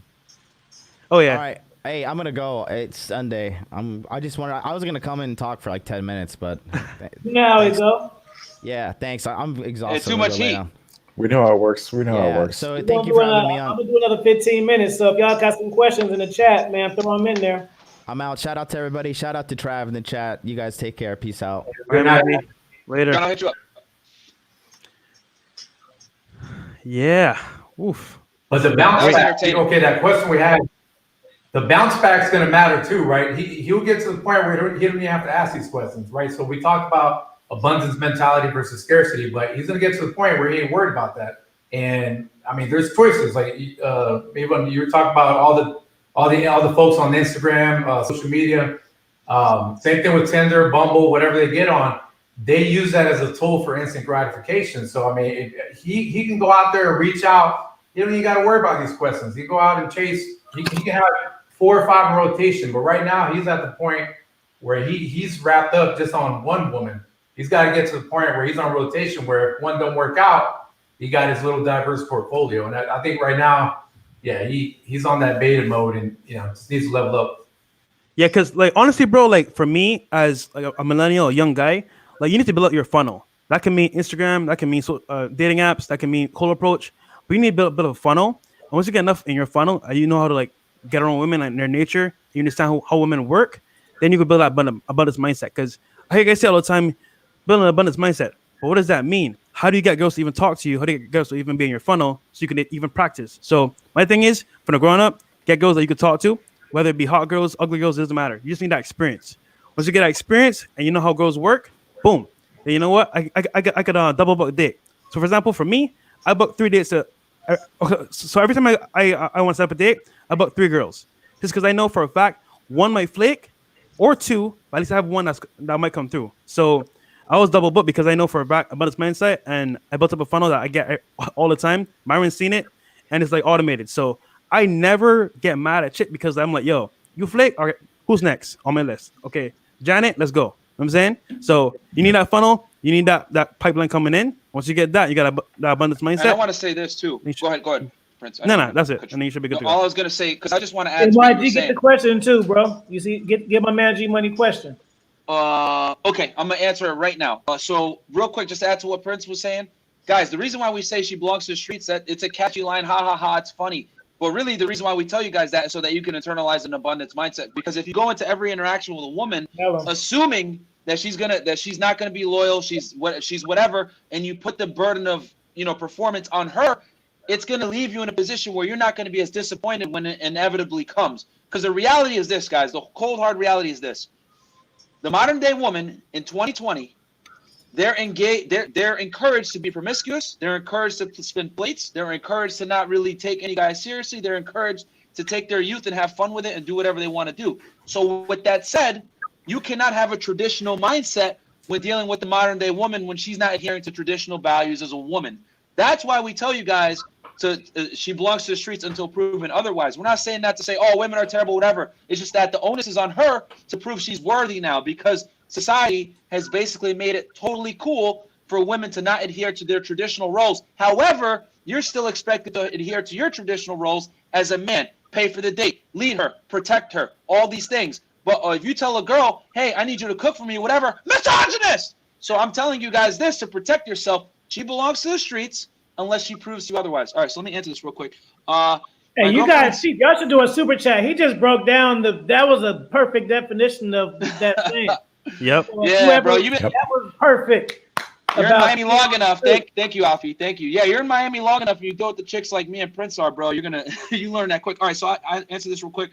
My friend's girlfriend DMs me to bitch about how she wants me to remove all her pics we took off my Insta. She says, I don't like how you seem to be above women. It's offensive. My friend's girlfriend. So that's a DMs me to compliment, bitch. right? Yeah.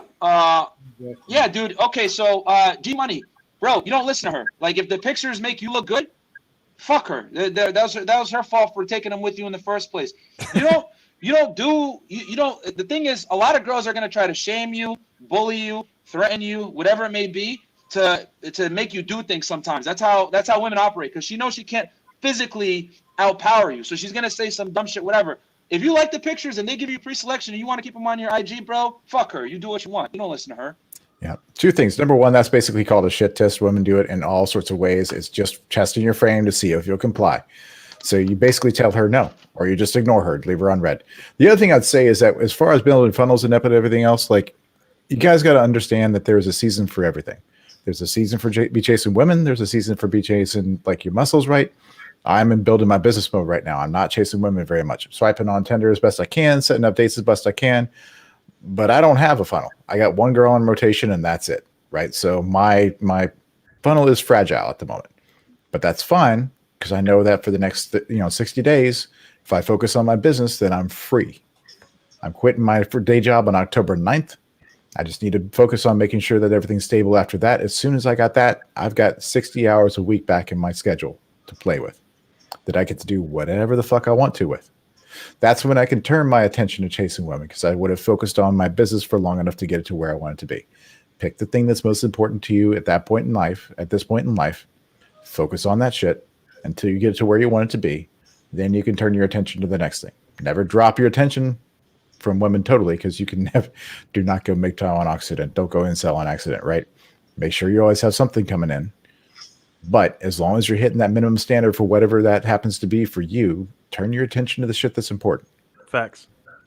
Hey, let me bring up something with that question that was good. I appreciate what you just said, because that's so important. With that question, you hit it, Myron. Let me hit this other angle with it. If she's seeing that your friend's best friend is saying that, does she want you to take her picture down? Could it be that she likes you and don't know how to say it because you're dating her best friend? It's another option as well. Could be. So that's another thing. Why would you even need to say that? So you got to look at all the scenarios that's really going on. You don't need to say that unless you have some kind of vested interest in this. So you got to really play the game really close.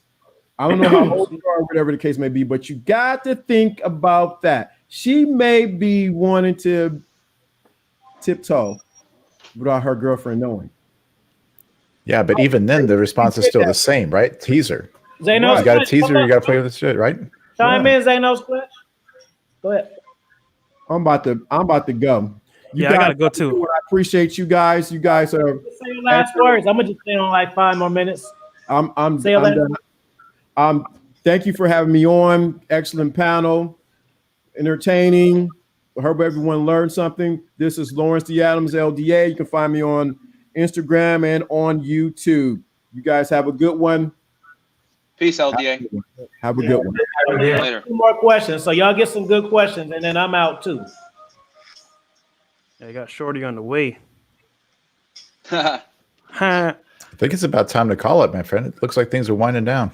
All good. Let me see. All right, Ryan. Well, say your last words. If y'all get a question in before we finish, I'll answer it. Go ahead. Awesome. Well, hey, Afi, thank you so much for bringing me on. It's my first podcast with you. It's been freaking an amazing ride. Ryan Christensen from Hypnosis for Men. I do mindset work with men. Basically, I set men free. I get them the fuck out of their own way so they can live the lives they want to live. You can find me at hypnosisformen.net. I'm also on Twitter and Instagram at hypnosisformen. I do have a YouTube channel. I'm going to be putting out some more content once I get the fuck out from under my day job, so I've got more time. So be on the lookout for that. Awesome, bro. Dating Doc. Dating Doc across all platforms, Spotify, YouTube, et cetera, IG. Do neuro-linguistic programming and cognitive behavioral therapy. Enjoy working more with male clients, but I actually do work with both male and female clients. Open to all labels and no labels, So pretty much been doing this for 10 years. And also do matchmaking, believe it or not. So that's all I got. Cool. Good. See, if y'all got a question, put it in there. But I'm gonna ask just saying outside. We kicking it, bro. It's all good. Hey, Xanados just had a shorty over too. Yeah, man. It's your boy Fresh Prince CEO, social media dating coach. Basically, I do consulting. I also help guys with their Instagram, making it more palatable for men to reach out to them. And then we have a podcast every Tuesday and Thursday. Me and Myron Gaines on my channel, and his channel as well. And we also have a Patreon account. We're gonna be doing some crazy stuff on there, behind the scenes with girls in real life, dating, all that stuff. Because we're in the game, baby. So we know how it is. So stay tuned for that. Thanks for having me, Alfie. The show, MYG. Hey, man, just want to say thank you to everybody. Even that girl that was mad when I said make sandwiches. This is good. You guys can find me at Unplugged Fit on Instagram, YouTube, everything. The channel's growing. We're almost up to 5K subs in like 3 months. So thank you guys so much for that support. And yeah, man, patreon.com/freshandfit, Fresh Fit on Patreon. Me and Prince put out, the not so safe stuff for YouTube on there, but you guys are going to see how we actually roll in Miami, how we deal with chicks. We got a bunch of content planned for you guys. So it's going to be good stuff, man. So patreon.com/freshfit.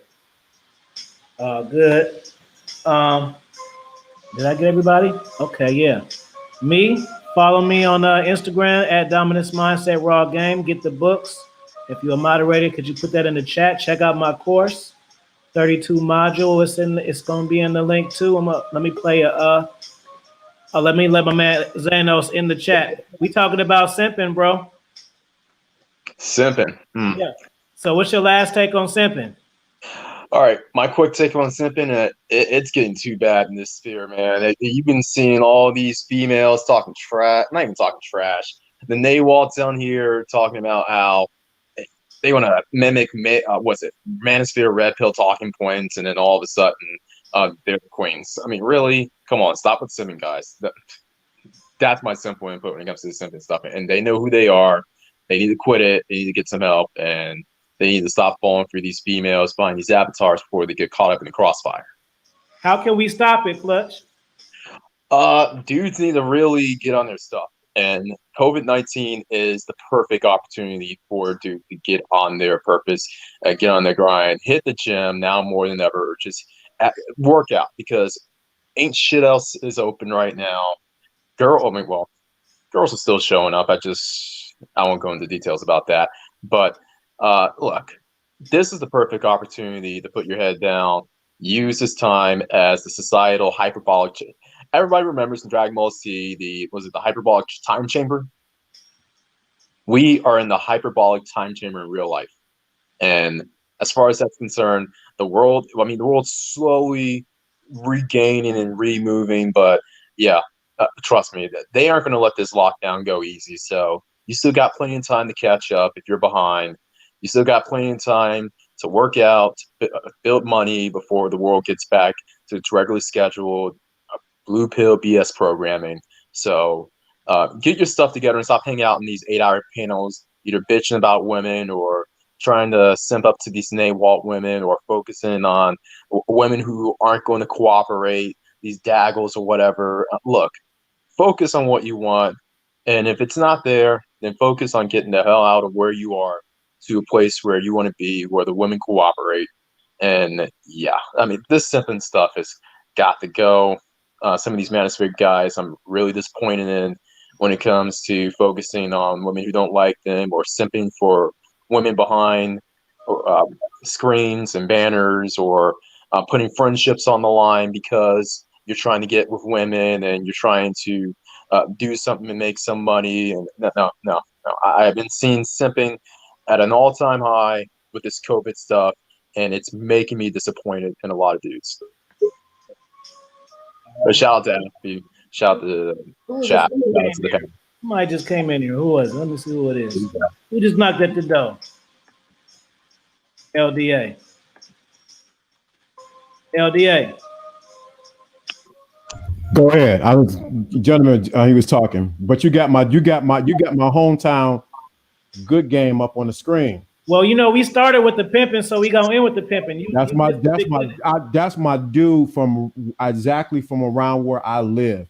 That's good game.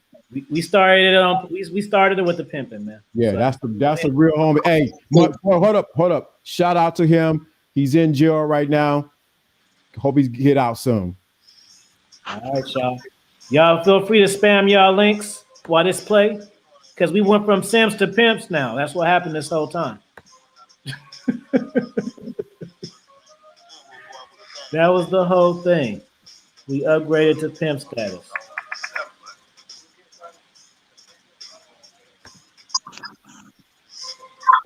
Let me play this song real quick.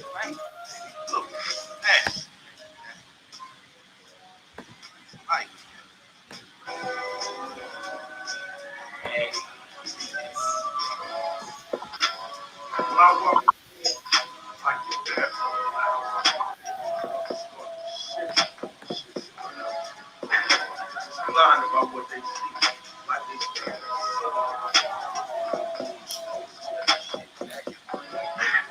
I'm staying iced out. Got the finest bread. Got really on deuces. I'm 6. I'm revolutionized this dumb shit.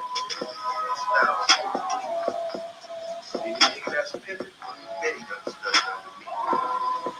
Get out of line, it's my whole contact.